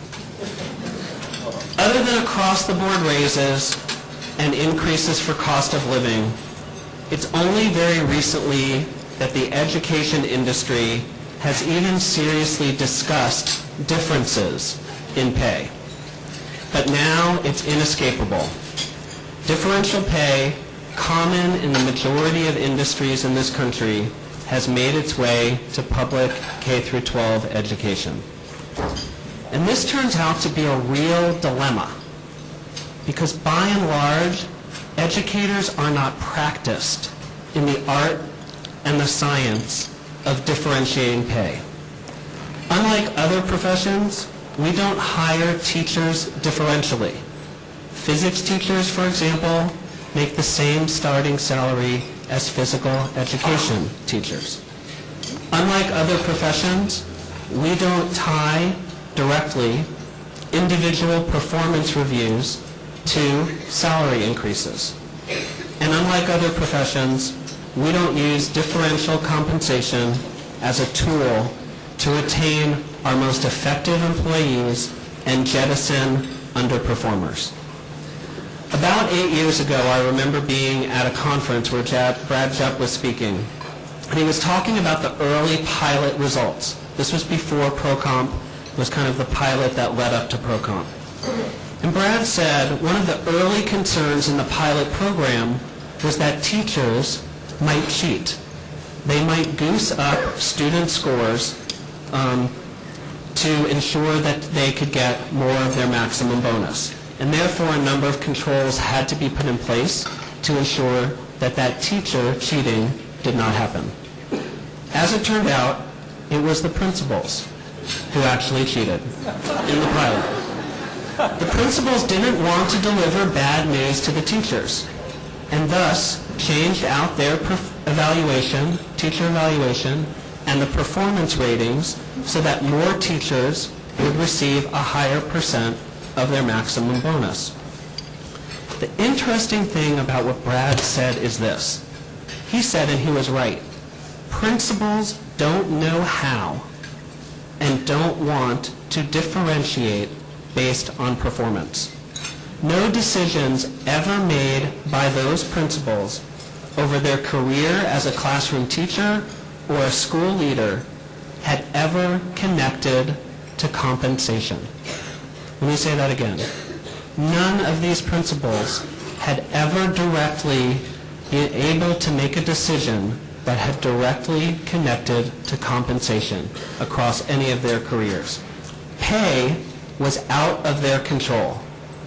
It was controlled by a grid developed by the union and the central office, and then applied across all schools and all classrooms, regardless of any unique circumstance for the school itself or the individual teacher.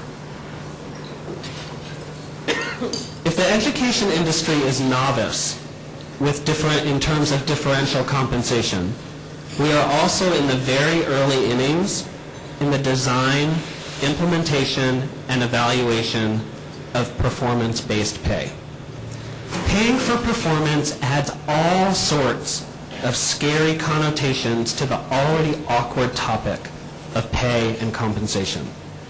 Performance assumes that someone, somewhere, is setting a standard of excellence.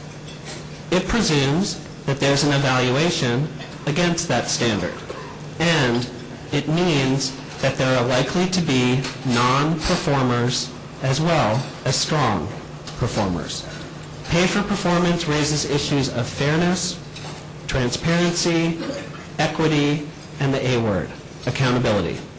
And it changes the equation for us in public education, challenging us to focus on outputs and results instead of inputs and environment. So why bother? What's so wrong with the current system that we have to think about changing it in this way? First, traditional systems don't have a way to pay high performers for their results in the classroom. Second, we now have a growing body of research that shows that paying teachers for credits, degrees, and professional development points does not correlate either with effectiveness in the classroom or with more accelerated achievement for students. This is relatively new information for us, and it really challenges all of us to rethink why we would continue to pay teachers for elements that don't appear to either help their teaching practice or student learning results. Third, basing compensation on years in the system is hindering our ability to attract and retain new teachers, highly effective teachers, and teachers serving in hard-to-staff schools and hard-to-staff subjects. As a nation, we are moving away from time and seat for students. Isn't it time for us to consider to move away from time and seat for teachers as well? Let's look at the facts. Early and mid-career teachers are 10 to 20 times more likely to leave the profession than later career teachers. Yet the majority of teacher compensation in the current system focuses on increases in salary for late career teachers. Now this is really interesting, and it should make us think about some questions that we might ask about each of these categories of teachers: early, mid-stage, and late in career. For example, within each of these categories, how do we know who is doing really well, who is the best, who is doing an adequate job, and who truly should be encouraged to leave the profession? Right now, most traditional compensation systems can't answer these questions with any level of certainty, and that's a huge problem. Enter pay for performance. Look, pay for performance is not a silver bullet. It's not the end-all and the be-all, but it is one significant lever to improve teacher quality and to attract, motivate, reward, and retain our most highly effective teachers. By effective, I mean teachers who are adding significant value year in and year out in terms of raising the level of student achievement. Teachers who deliver at least 1 year of learning for every year they teach. By knowing who these highly effective teachers are, we can learn their best practices and put systems in place to replicate those practices all across schools and districts. And this will help a continuous cycle of improvement so that schools and school systems can accelerate the improvement in student achievement even more. If we believe that education can help overcome even the most disadvantaged students' life circumstances so that those students not only have access to the American dream, but can achieve it, and if we believe firmly that those working most closely with students have the most direct impact on student performance, then those of us who are leaders in this field of public education should be looking for highly leveraged ways to drive teacher behavior and action and to reward teacher performance based on growth in student performance. Ah, you say, but teachers didn't come into teaching for the money. I was once at a panel with Lou Salmon, former executive director and founder of the Milken Teacher Advancement Program, or TAP, when he was asked this very question by somebody in the audience. His response was this: maybe those teachers who stay in teaching say they are not interested, but what about all those who have left the profession or never entered it? The fact is that in most other countries, teachers are selected from the top quartile of college graduates. Not us. Maybe money, especially money tied to recognition for a job well done and paid for performance, would attract a different type to the profession, would motivate the right group of teachers to stay longer, and would shift the norms so much in K-12 education that we could truly transform the labor market in the entire field. In nearly every other industry, the opportunity to earn a higher salary attracts talent, motivates employees, and encourages good employees to stay. Maybe it's time for education to do the same. The most recent surveys from Public Agenda show us that the majority of teachers, and a significant majority of new teachers are interested in performance pay. And we now have some early, on-the-ground best practices and proof points to learn from.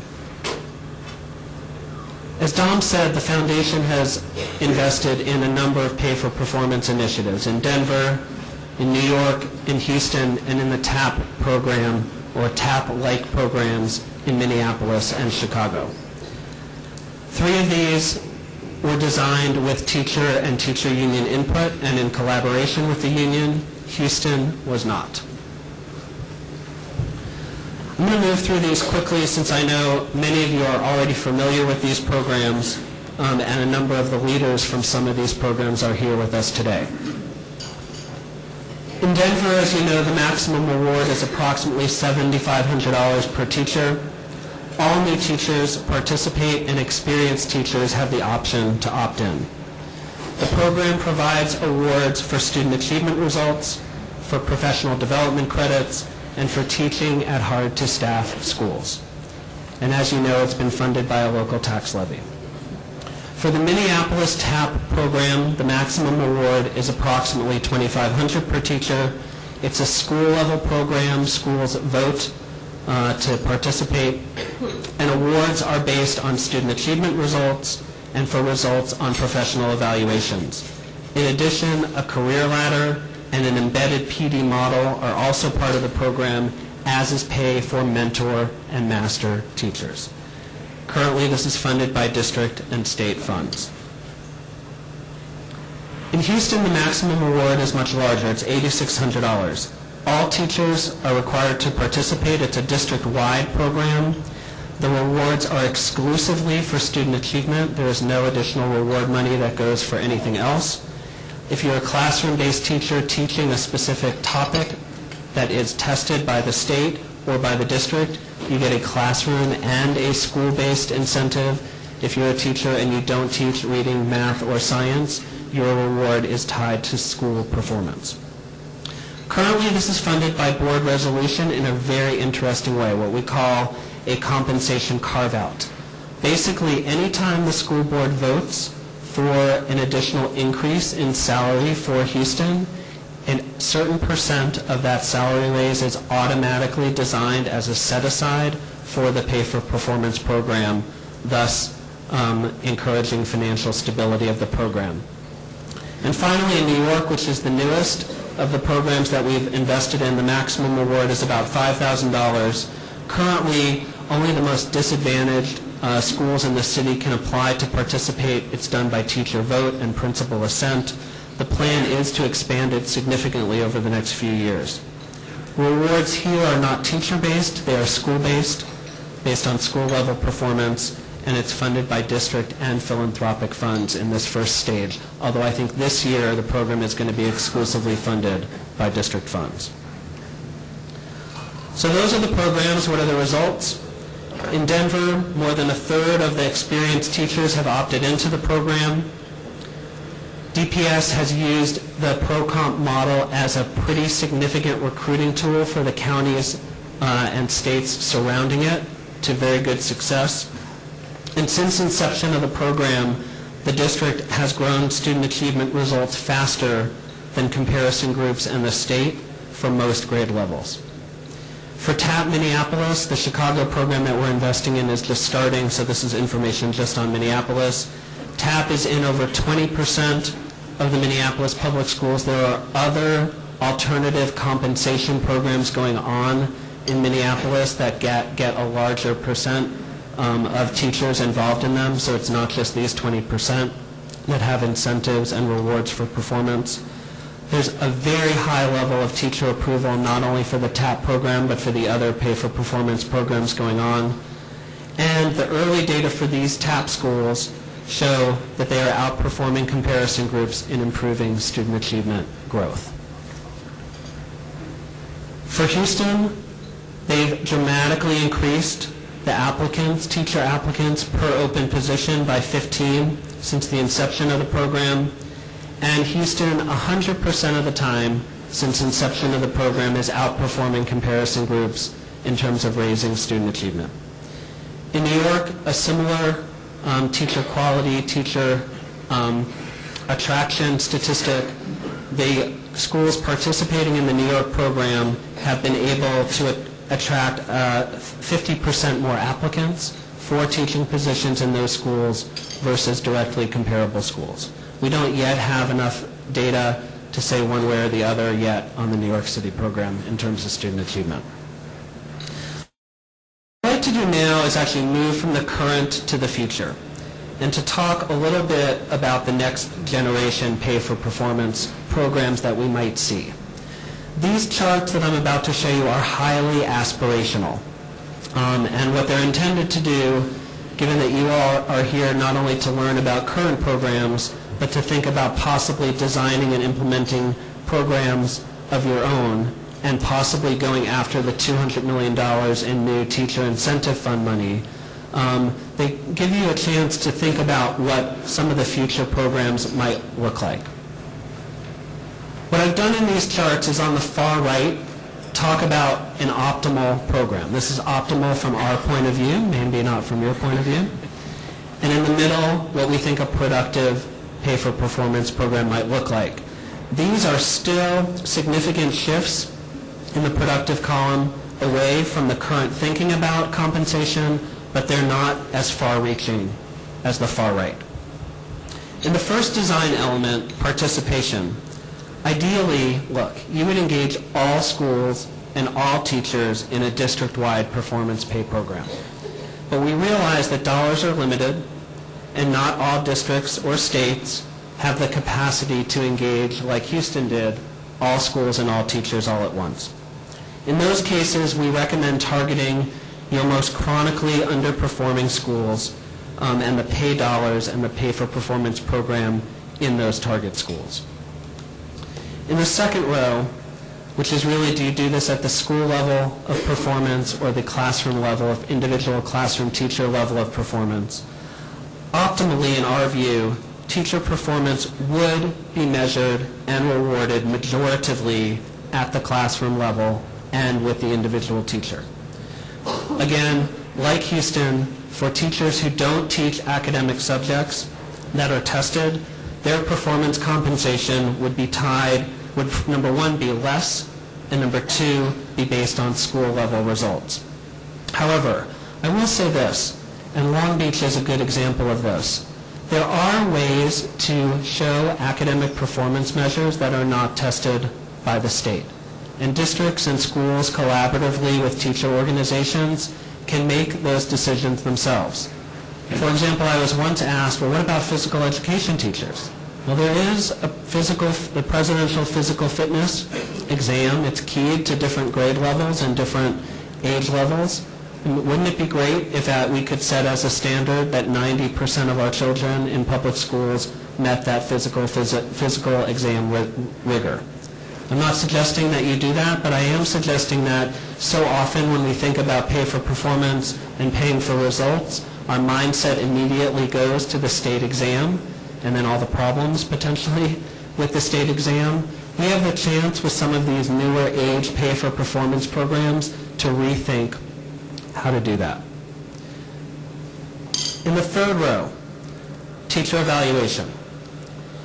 In the productive column, we say that rewards should be based on a professional evaluation, but that professional evaluation might not be correlated with results in student achievement. In the optimal version, in our view, bonuses are only based on the ability to improve academic achievement, and that the rating from professional evaluation needs to match the rating from the academic achievement measure. Performance-based pay opens up the door to us to help rethink teacher evaluation and how teacher evaluation is connected to student achievement. Look, most teacher evaluation systems, I think we can admit in this room, are pretty poorly designed. Has been, one of the themes has been conversation and collaboration. And so this plenary is a conversation in action, the San Francisco story. I'm Natasha Hain, the Executive Director of the Silver Giving Foundation, a Bay Area-based foundation, and I'm here to moderate the conversation. And I thought we'd start with a round of I Left My Heart in San Francisco, everybody? Actually, we do our own singing on the up there. So last June, as many of you know, San Francisco passed the Quality Teacher and Education Act of 2008, otherwise known as Prop A. This is a property tax that raises about $20 million a year annually for SFUSD, or about $500 per student per year. $28 million. Thank you. The goal of this program is to recruit and retain high-quality teachers. The specific activities included in the parcel tax, funded through the parcel tax, include professional development, master teacher positions, stipends for teachers in hard-to-staff schools and hard-to-staff subject areas, support for school achievement growth, investments in the Peer Assistance and Review Program, otherwise known as PAR, and salary increases for teachers at different stages in their careers and important junctures in their tenure. On your tables, you have copies of the MOU between the district and the union that was signed prior to the election, and a handout that summarizes the main elements included in the agreement. In addition, there's a newly released case study on the parcel tax that was released by PACE just yesterday, and it's available on their website. Through the passage of this initiative, SFUSD has become a leading example of a California district that is collaborating to find new ways to support teachers. We're fortunate to have the leaders in this conversation here today.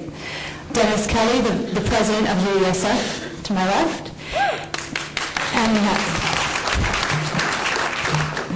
And to my right, we have Carlos Garcia, the superintendent of SFUSD.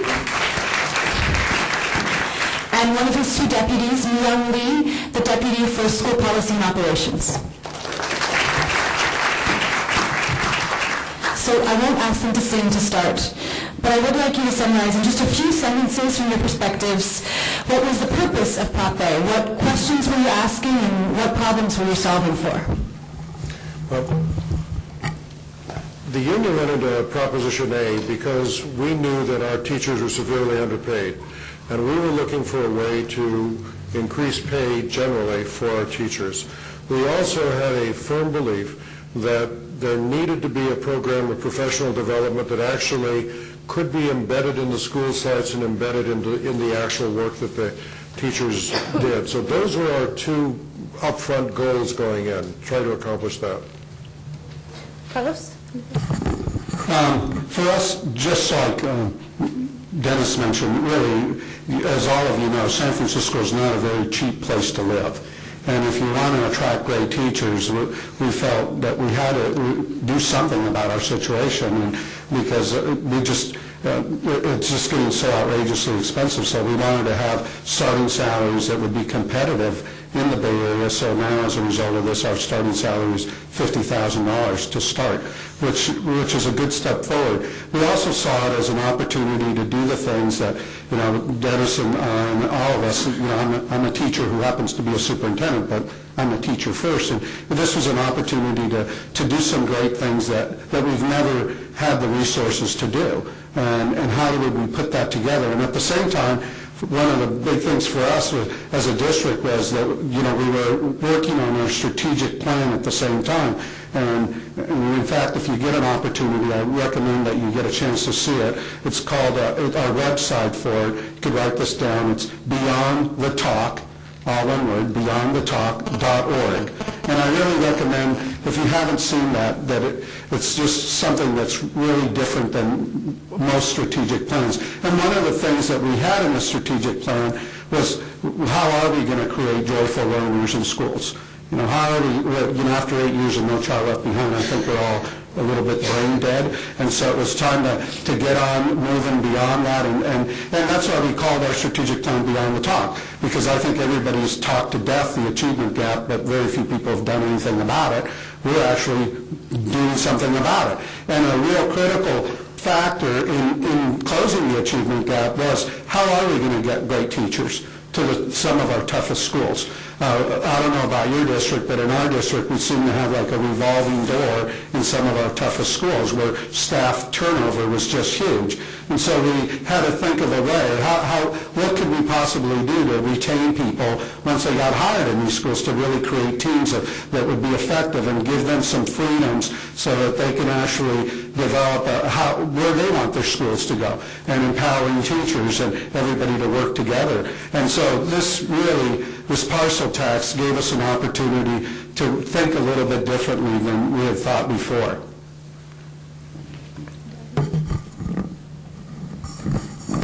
I don't have a whole lot to add, but maybe just one additional lens, that I think the elements of the parcel tax that we ended up with speak to use a collective bargaining construct, speak to compensation and working conditions. So there are many different motivations that had to do with both sets of issues that spoke to the areas in which we were most interested in improving the recruitment and retention of our teachers, whether that had to do with particular segments of the seniority scale that we were having some unique challenges in retaining teachers or particular schools. There were a lot of different considerations, but I think there were a lot of efforts to try to speak to both issues, compensation and working conditions.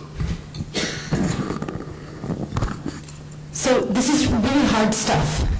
How did you get here today?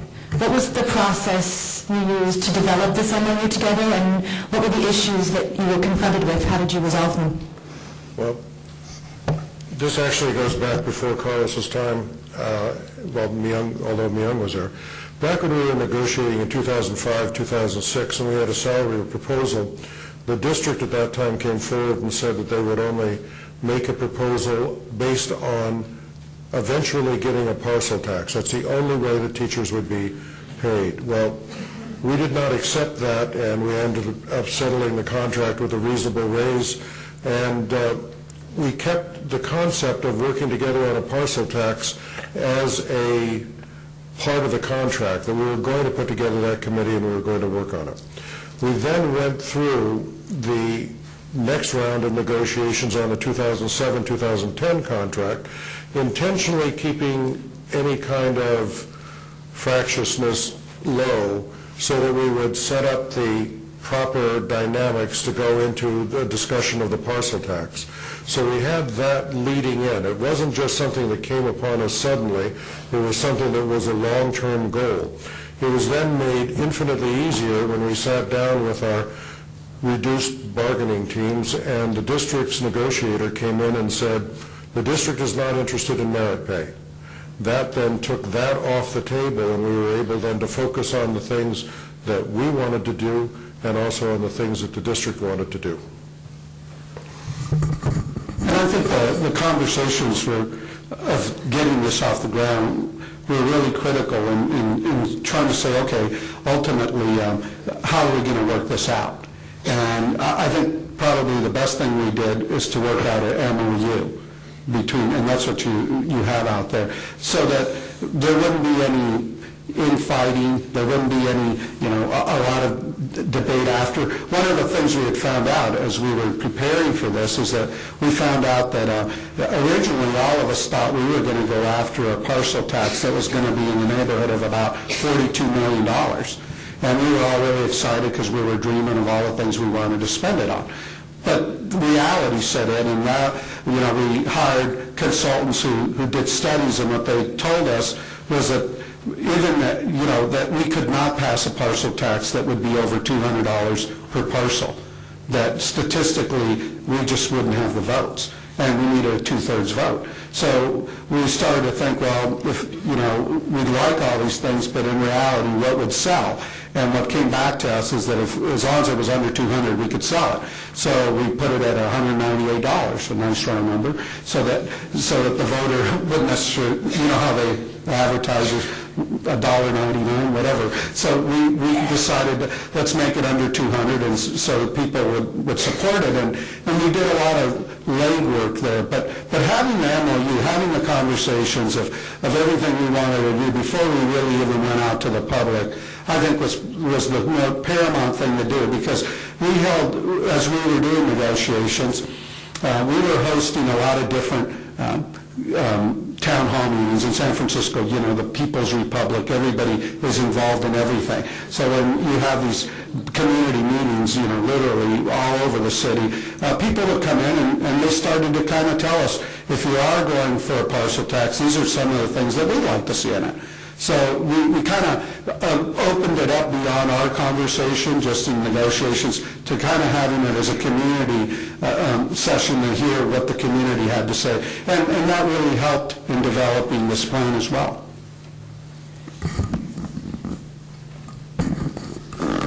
So after this, I'll just say we don't need to go in triplicate for every question, or at least I don't feel that I need to. But I did want to add one thing about the context of the discussions that Dennis referred to. So just to add a little more texture, that particular round of bargaining in 05-06 was extremely difficult. It was a very difficult and painful round of bargaining, and the district had also had a similar in a different way, but a similarly difficult round of bargaining with our largest classified union in that year.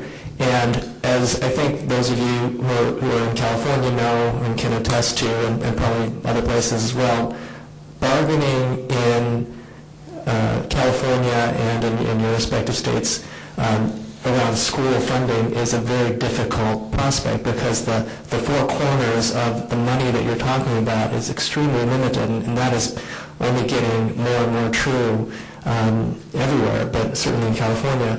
So there was a recognition coming out of that very difficult round of bargaining. We were all exhausted, and we had sort of beaten each other up, and we were all really tired and fed up. So there was an appetite, not just within our respective organizations that had gone through the bargaining together, but also in the community, our parent community and our elected officials. There were so many different individuals and organizations within San Francisco that had been through this ride with us in that particular round, and we came very close to labor action, and it was a big deal.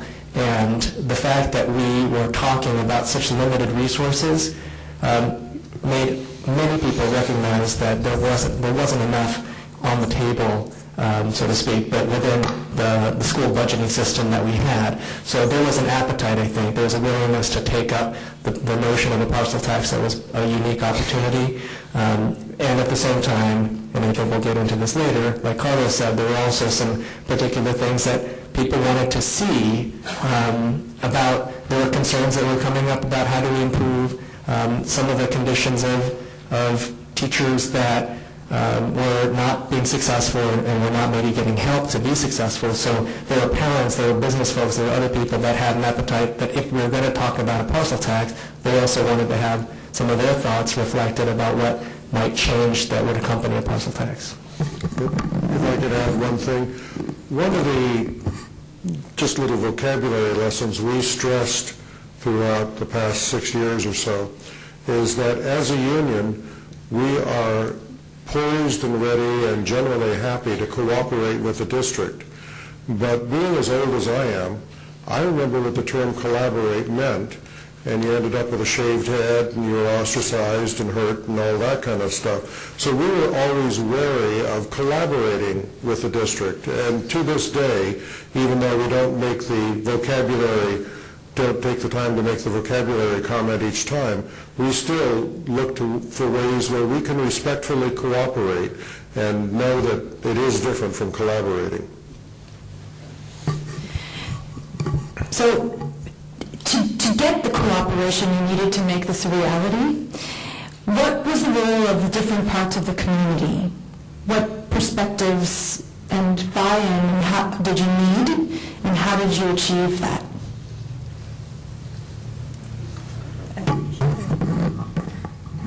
Well, that was a a challenge. We were really lucky that we worked with, because in this you'll also see that there's money set aside for charter schools as well. We were going to mount a campaign. As you know, it requires a lot of money to run a campaign. So we were really lucky to have two people who were wealthy enough who wanted to support a campaign if we could get some agreements on what the parcel tax, what the language would be in the parcel tax. So we had a Warren Hellman who, ended up $100,000 for the campaign, and then he went over to Don Fisher, who's the owner of the Gap, and got him to donate the money, and largely Don Fisher supported it because we were going to put some money in for the charter schools. So, one of the things that I think all of us would admit is that, it's kind of like making sausage. I mean, this is a real compromise. None of us got everything that we wanted in this, but, how do we get it sold to the community? The community wanted some type of accountability things. That's where the idea of expanding our PAR program and working on that came out. Some of the business folks had that same concern, but we also, our biggest fear was, our polling showed that it could just squeak by if it had a chance at all. I mean, really, the professionals were telling us maybe this isn't a good time to go. Well, we were kind of reading where the economy was at and all the issues that were going on, and we're saying, well, how long can we wait? And we had a February deadline to meet to get it on the ballot. And so we were really pressured to try to, in a very short time, get some agreements here.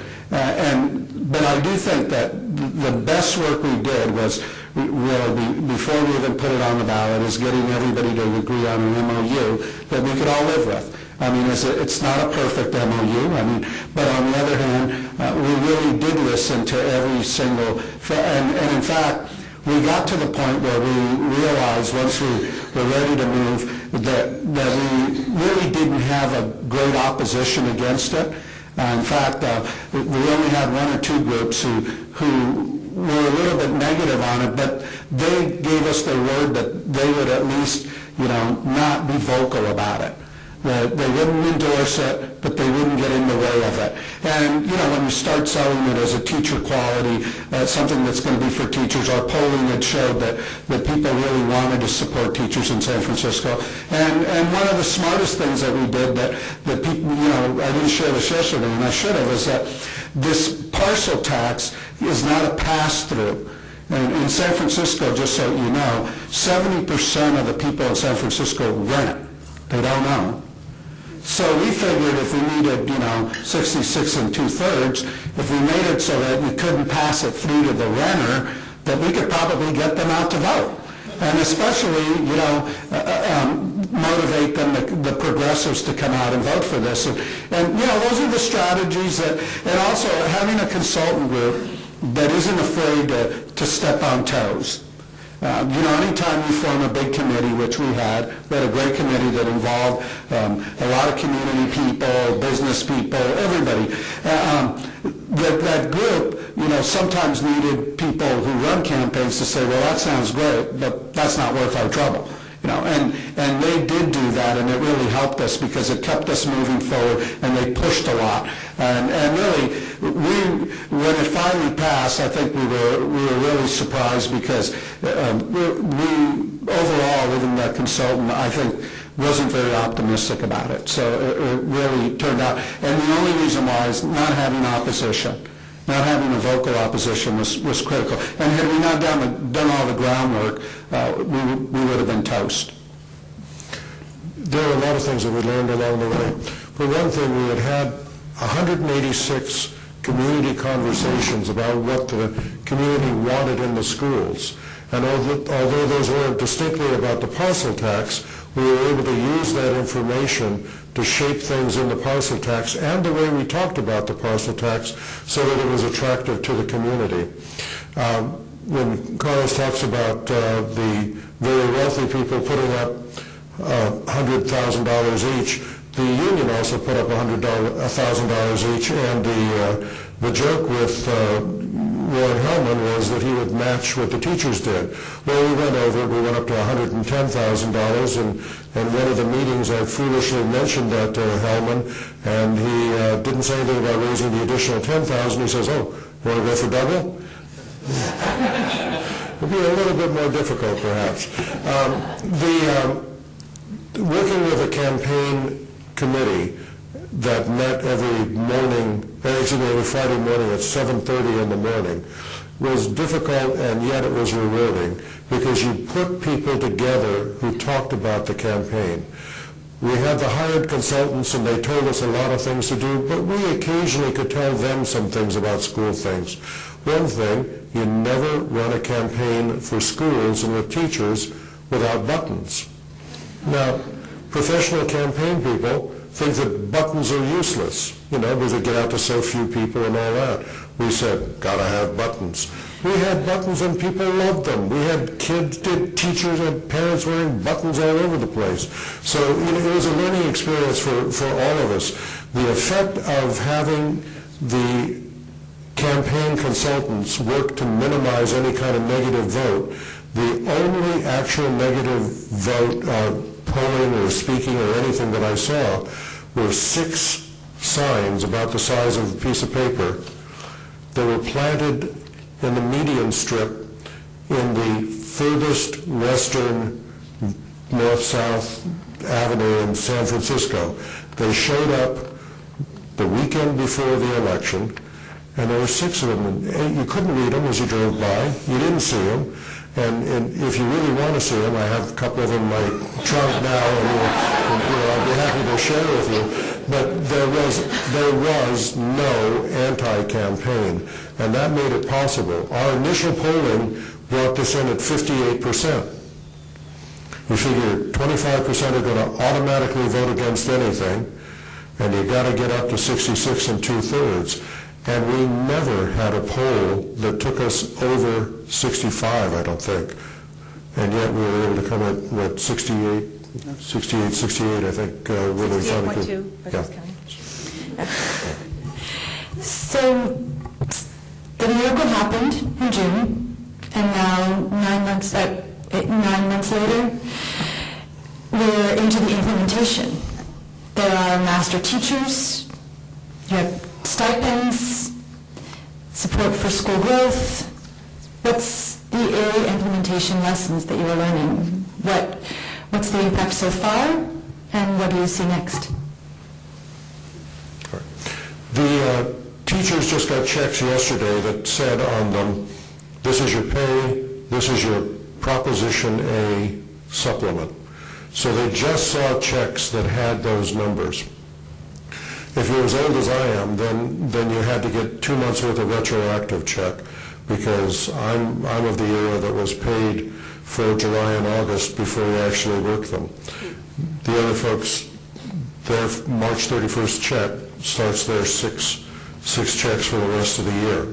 So my check was about $800 or $900 higher. I haven't seen it; it's at home somewhere, but it's $800 or $900 higher, and so it says Proposition A. So people know why they have that money.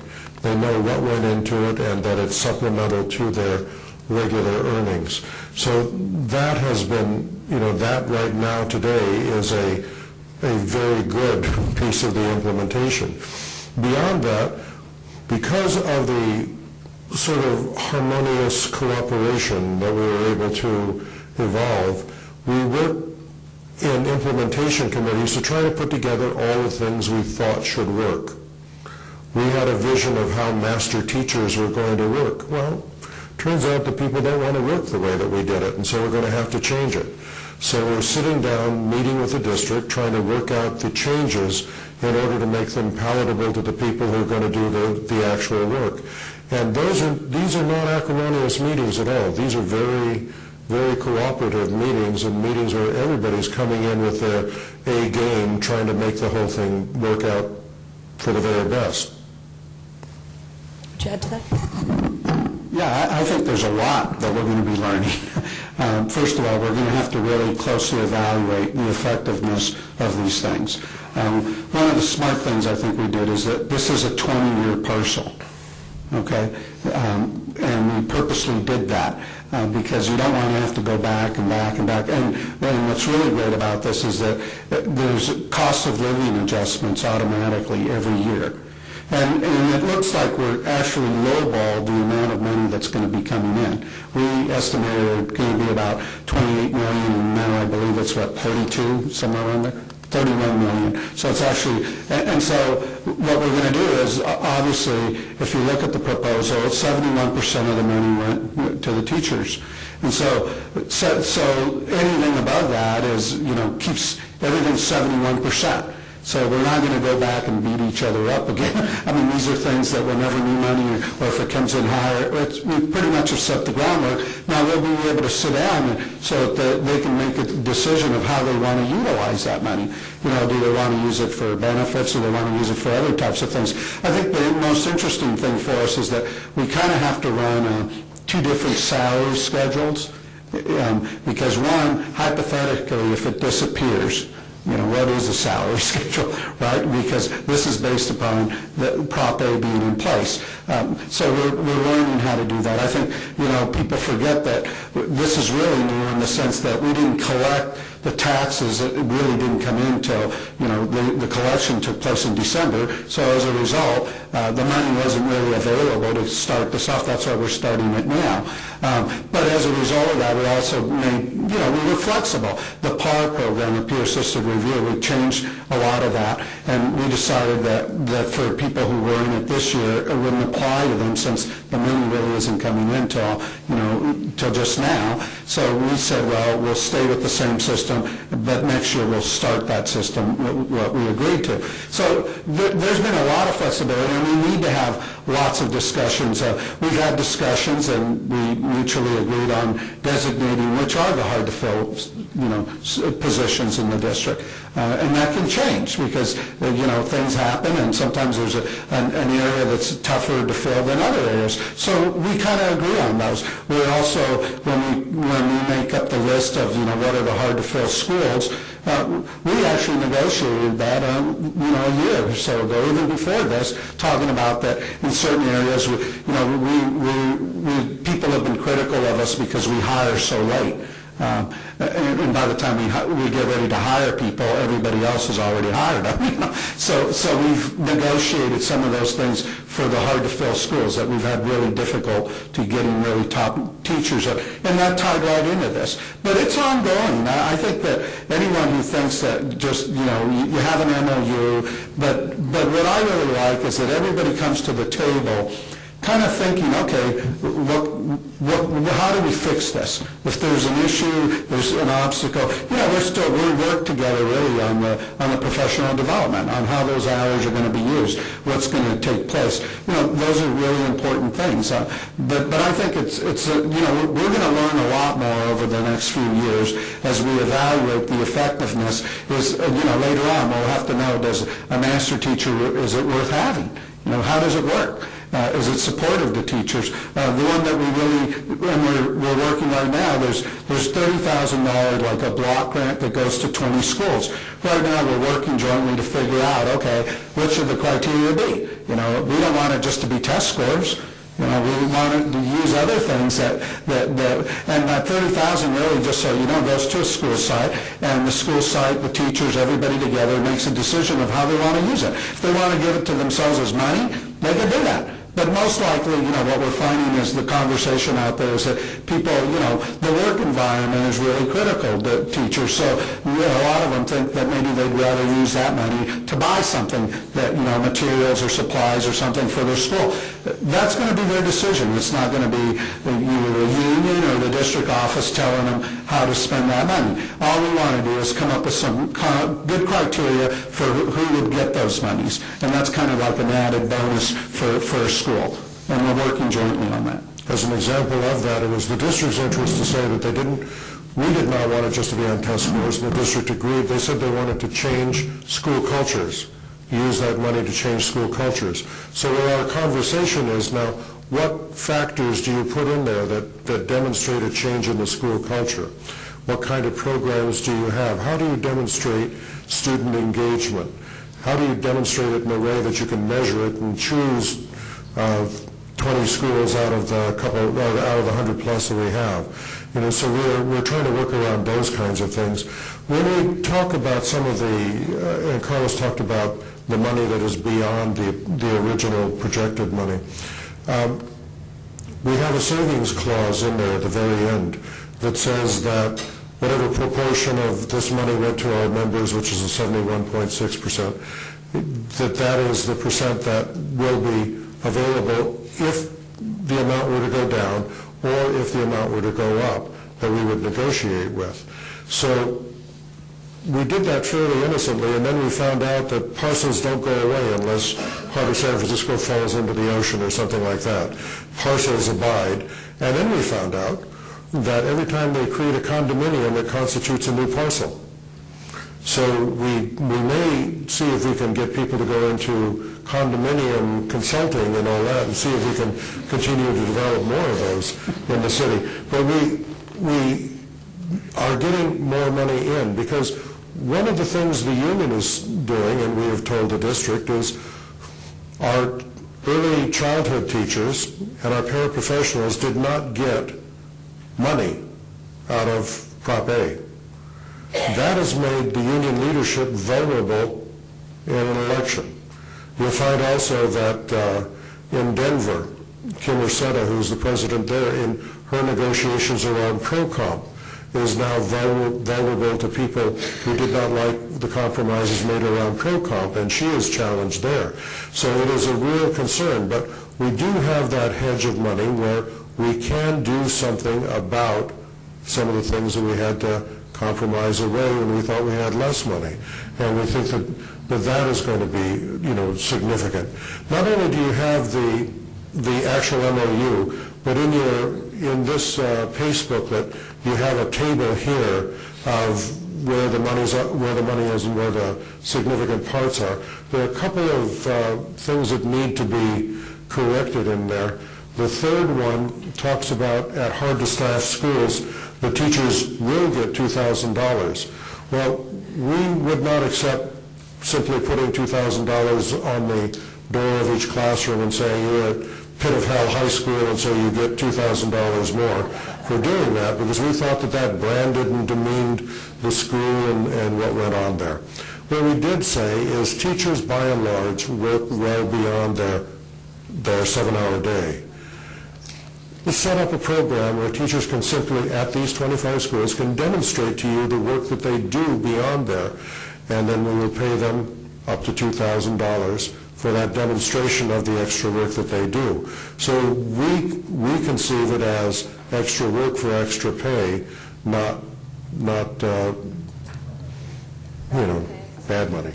The other thing is, and I think we touched on it, is bad money. The man said bad money. He lost a word and he said bad money. The other thing is, when we talk about the whole school, it's not going to be just test scores. It's going to be and other measures. And the thing that's left off down at the bottom there is true to our goal to try to bring in and hold on to young teachers. We put in retention bonuses after the 4th year and after the 8th year.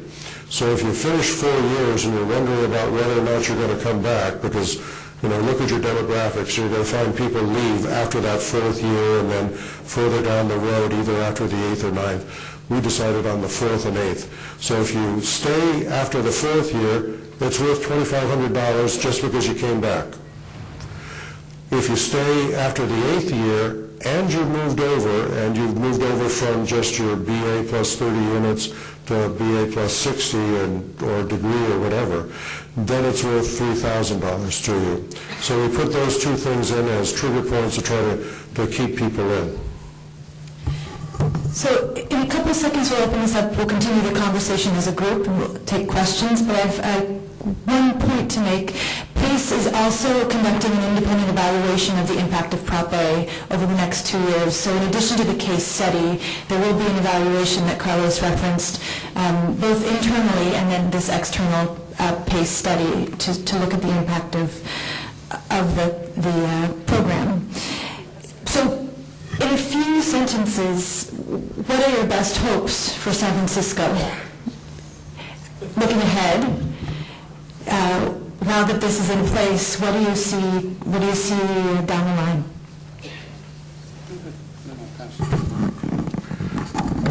I think that the work that we did putting this together and the work that we've done since then is evidence of how you move a district by working together and working cooperatively.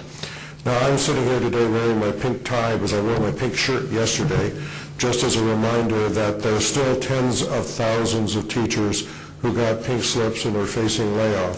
And although we're talking about alternative compensation, and in San Francisco we're talking about additional compensation, basically the funding situation does not work. Myung mentioned it at the beginning and all that, and we all know that.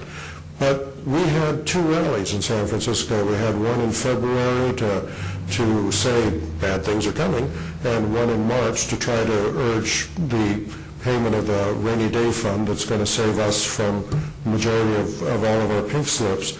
And they were not, it was the union calling it, but it was Carlos and the district participating in it, because these are matters that affect all of us, and we're not creating artificial divisions about what is important to the union and what is important to the district. Instead, we're finding areas where we can work together. And I just want to sort of build on that.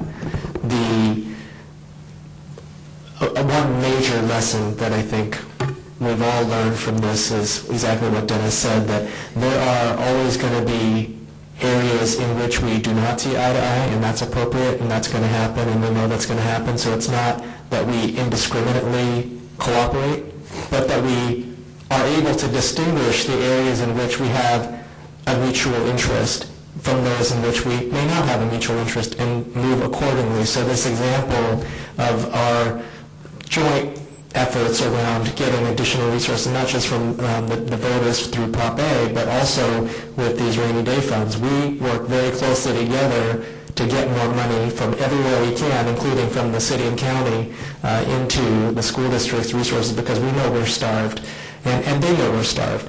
And when we work together to expand the pie, we can do things like put pressure on elected officials, put pressure in our own way. I mean, the union members, the union leadership can do things that we cannot do. And likewise, we can have some influence that it's harder for them to have over some of the other aspects of how these decisions get made. So working together, again, in an area where we recognize that we have some interest in common, that's going to be for the benefit of the members of the union, but also for the instructional mission of the school district. Because if we have 500 fewer teachers next year, that's going to be catastrophic for the students. So we know that, and we can work together, and we did work together, and this is the second year in a row. This is even above and beyond Prop A, but that we've gotten these funds from the city to support the school district budget, and to prevent massive layoffs. So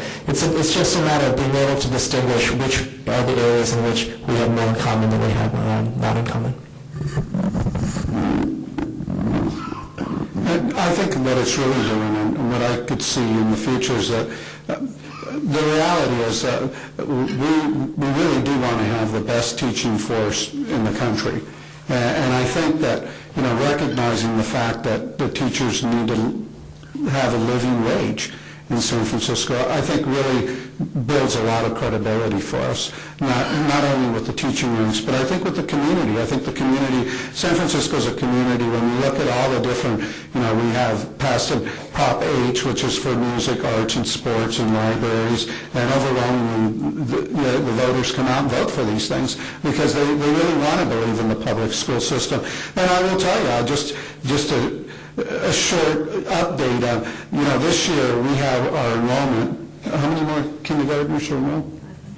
400 more kindergarten students than we had last year. We've had declining enrollment now for years. And finally, last year it went up, and then this year it's going up, and also in first grade. So we actually had to open up a school. We've been closing them. So I think that the public sees these things as, that we're not just standing still, that we're looking at our practice, we're looking at what we're doing. You didn't mention the PAR system here. That was important for a lot of people. You know, if you've been a parent and had a teacher, even one teacher, and you know the research that isn't effective, what do? I think we have to, as an organization, as professionals, have to kind of police our own, you know. So how do we figure out a system that honors teachers and really is supportive? Our goal in the peer-assisted review program is not to fire teachers. Our goal is to, let's make them better. Let's see what we can do, provide some great support, great training, professional development, everything. Let's make them better. Then absolutely, you know, if someone, everybody isn't, you know, going to be, you know, everybody can't be an artist. Everybody can't be a Picasso. Everybody can't be. So inevitably, you may end up having some teachers that maybe that's not what they ought to be into. But let's do it in a professional, dignified way where fellow teachers observe them and have those conversations. I think that was huge for a lot of our community, and in fact, I think so a lot of people that really believe in us, and yet it's something that we're going to monitor it closely. You know, did we set up the bar too high? I don't know. We're going to go through these types of things and look at those and see, you know, learn from them and how do we make it better. But it really is about, you know, we started this kind of this mantra in San Francisco where we simply, you know, we overcomplicate everything in education. So how do we make it real simple for parents in the community? And what we've kind of started is simply ask, is it good enough for your own kid? You know, we ask teachers in surveys, we ask principals, we ask everybody at your school, would you want your own kid here? And if the answer is no, well, why should anybody's kid be there? So we're doing a lot of things to kind of, we're trying to really become a learning community and model it. And this has created a vehicle for us to learn together. How do we make a system that honors our employees, our great teachers, and at the same time gets them motivated about taking on some tough challenges? Because some of our schools, like most schools in America, there's some places that are really challenging, and we need to get people who are willing to make a commitment to go there and have a ladder. That's why the master teacher is critical for us. You know, we're going to keep working on how do we create professional opportunities for people to you know, within the profession, be able to be recognized that they are experts, that they are master teachers, and go out and help other teachers. Mark Twain said that there are lies, damn lies, and statistics. And I know in a conference like this, you hear a tremendous amount of statistics. And what you see from what we're talking about is really more common sense. What kinds of things we know from our experience we need in a school district. Mark Twain made it famous, but he said that Benjamin Disraeli said it. And Twain hardly ever gave away credit, so it's more than likely that Benjamin Disraeli really did say it initially. So I think one of the things that Carlos touched on earlier was part of what we're doing is a reaction to the oppression of No Child Left Behind. Part of what we're doing is a belief that as teachers, as a school district, we know why we're in the business and what's important. And part of it is because we trust one another to do the right thing and to have the right intent in our hearts. So we have about 5 minutes for any audience questions that there may be. Yeah. Is it when I just like you all to go to Sacramento and get along as well? Did you hear that in the back? Oh. Any other questions? Jessica.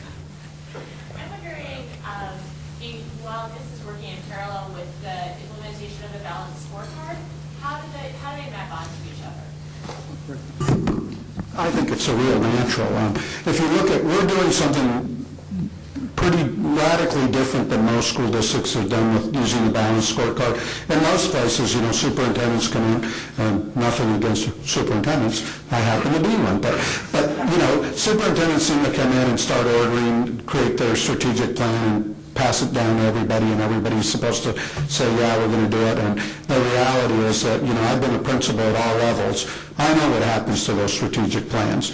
They kind of collect a lot of dust and no one really ever looks at them. What we're doing with this strategic plan is we're actually saying to people, we created the compass, and our strategic plan is the compass. It just simply says where we want to go. Now it's your job to create your own balanced scorecard that says, how, using this compass, what are the types of things I'm going to have to do at my school to get us there? If we have a huge achievement gap, for instance, one of the things that we talk about, number one goal is that we want to diminish the power of demographics. Because maybe your places are different, but in San Francisco, you give me your zip code and your ethnicity, and I can tell you how successful you're going to be.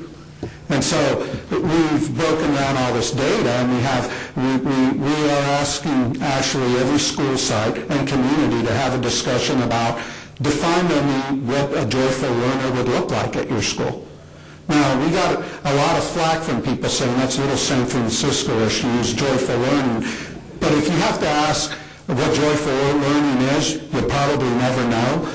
Because once you see it, you know it's there, and we all know what it looks like, because when you walk into a classroom and everybody's at the edge of their seat and excited about learning, well, there's nothing more exciting in this planet than learning something new. But are we there yet? I don't know about you, but there's a lot of pretty boring places in America in our schools. And so we asked everybody to get involved in these discussions. And our feeling is that everybody's been telling people how to do it, when to do it, everything for the last 8 years, and it's time to ask the people who are really out there, the community. We deal with almost 300 community-based organizations in our school district. So we've asked them to tie in their balanced scorecard to us. We're actually asking the city and county to tie in their services to our balanced scorecard. We talk about truancy. We talk about issues like that. Well, why doesn't the Housing Authority partner with us to be able to give credits for kids who have 95% attendance in public housing and actually reduce their monthly fee? They're the ones that have the highest truancy rate. We're working with them to do that. I sit in the cabinet with the mayor, not because I have to. He asked if I would do it. I'm there with all the department heads. We're getting MUNI, the transportation system, to come up with maybe rewarding students that have 95% attendance. They get a free MUNI pass for the weekend. We're running around our beautiful city. We're thinking differently, and so I think when we look at what I believe is doing our strategic plan is it really is empowering people to be leaders, to really say, okay, we've talked about all this stuff about closing the gap. What are we actually going to do? We've broken down every single school. You have a group that isn't achieving. What you're doing isn't working. We have 30 years of proof. So what are we going to do about that? Think about this. San Francisco has the highest test scores of any large urban district in California, and one of the top in the country in terms of test scores. But we also have the largest achievement gap of any district in the United States. The difference between, you look at Latinos, African American, and Pacific Islanders, they're so far. In fact, we have an interesting statistic that I don't think anybody has, and that is that special education students outperform African American students in San Francisco. And I don't know about you, but that keeps me up at night. So when we have these conversations and teachers actually get to see this data and actually get to see that it's at their school and there's actually other schools that are doing things that are closing the achievement gap, we set up a vehicle in our strategic plan so everybody can talk to each other. So, we don't want to go hire the consultant from out of town who's the expert. We have the expertise in our schools. We just don't know how to use it. So what we're trying to do through this professional development in here, and we're really trying to use our own expertise to use it to really, we're trying to practice what the Japanese call kaizen. That means that you constantly self-evaluate, reflect, and act. And so we're empowering teachers and school sites to take charge of it and lead us there, because I think they can. Jessica, when you ask about the way the two go together, the two don't necessarily go together, but it's what I think the Proposition A did in order to set a framework for what happens in the city. Now, I will tell you that as teachers and as a union, we didn't get to go to the training session where everybody got the Jimi Hendrix bags and all that kind of stuff, and, had all of that kind of... We were told we could watch the movie, right? And it didn't go over very well. And the whole concept of a balanced scorecard, we looked at that and we said, what kind of gobbledygook consultant garbage is this, right? But it didn't put us on the attack, because no matter what the format, the goals in terms of what the superintendent and the district wants to do with the students is the same thing we want to do with the students. So the union, meeting with the superintendent and with other folks, we are very supportive of the goals, and we stay away from some of the other consultant gobbledygook and all that. But we found ways to work together for the betterment of the students and to keeping the district working ahead. And that, I think, is part of the product of what we achieved through the Proposition A campaign.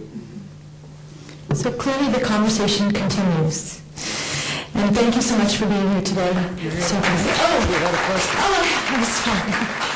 Do we have time for one more question or do we move on? Okay, I'm sorry. We'll be here afterwards. So at this point, we're inviting Don Sumo from CTA and Marty Hiddleman from the CFT to join the stage to offer their union's perspectives on what has been accomplished in San Francisco and what it means for other districts in California.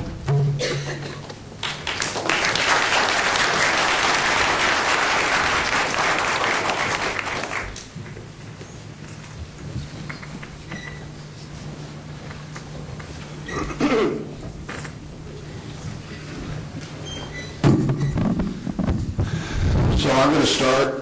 My name is Marty Hiddleman, and I'm the president of the California Federation of Teachers. And I thought I would sort of try to give a perspective to what we've heard today and what we heard yesterday and up north. CFT has some basic beliefs. First of all, we do not believe we're an education industry. We believe we're a public service, and that we're not dedicated to making a profit, and so we're different than business. What we're interested in, education in the largest sense, not developing widgets. We are not human capital. Myself, I'm a mathematician, that's my training, but I don't believe that mathematics is all there is to education. And I think it's very important that we have a broadly based, humanity-based education. And I also believe, and we believe, that teaching should be a career. That it shouldn't be just an occasional job that someone has, or a student out of an Ivy League school goes in as part of Teach for America and gives 2 years of their life to this service. We believe that it's actually a worthwhile career for someone to undertake. So what went wrong with our public education in California? And I think what we need to look at is what's changed over time in California. One thing we know that hasn't changed is the pay structure. Pay structure is exactly the same as it was when people thought we were succeeding. So what are the real reasons for our decline? Well, number one is funding. It used to be that California was one of the top funders of education in the country. Now we're going to be 49th or 50th in per student funding in the United States after the last budget. Clearly, funding is important. And probably our most important fight, if you want to take on one fight, it would be to increase funding. Increase taxes. You know, taxes, you should all be saying, is a good word. It's not a bad word. It's a good word. It's the civilized approach to solving our problems together that we can't solve individually. That's what we use our taxes for. We can't build our own schools. We don't build our own roads. We don't clean our own rivers. We don't clean our own air. We don't build our own infrastructure. We don't regulate our own banks. Taxes do that. And we have to argue that taxes are important in this state. And someone suggested that people should learn to get along in Sacramento, as if it were equally, everyone was equally responsible for the kind of budget deficits that we have. And they're not all equally responsible. We have a group of legislators, enough to stop the budget, that do not believe in public service or funding it. And until we change that, or we change the 2/3 vote to pass the budget, we're going to continue to have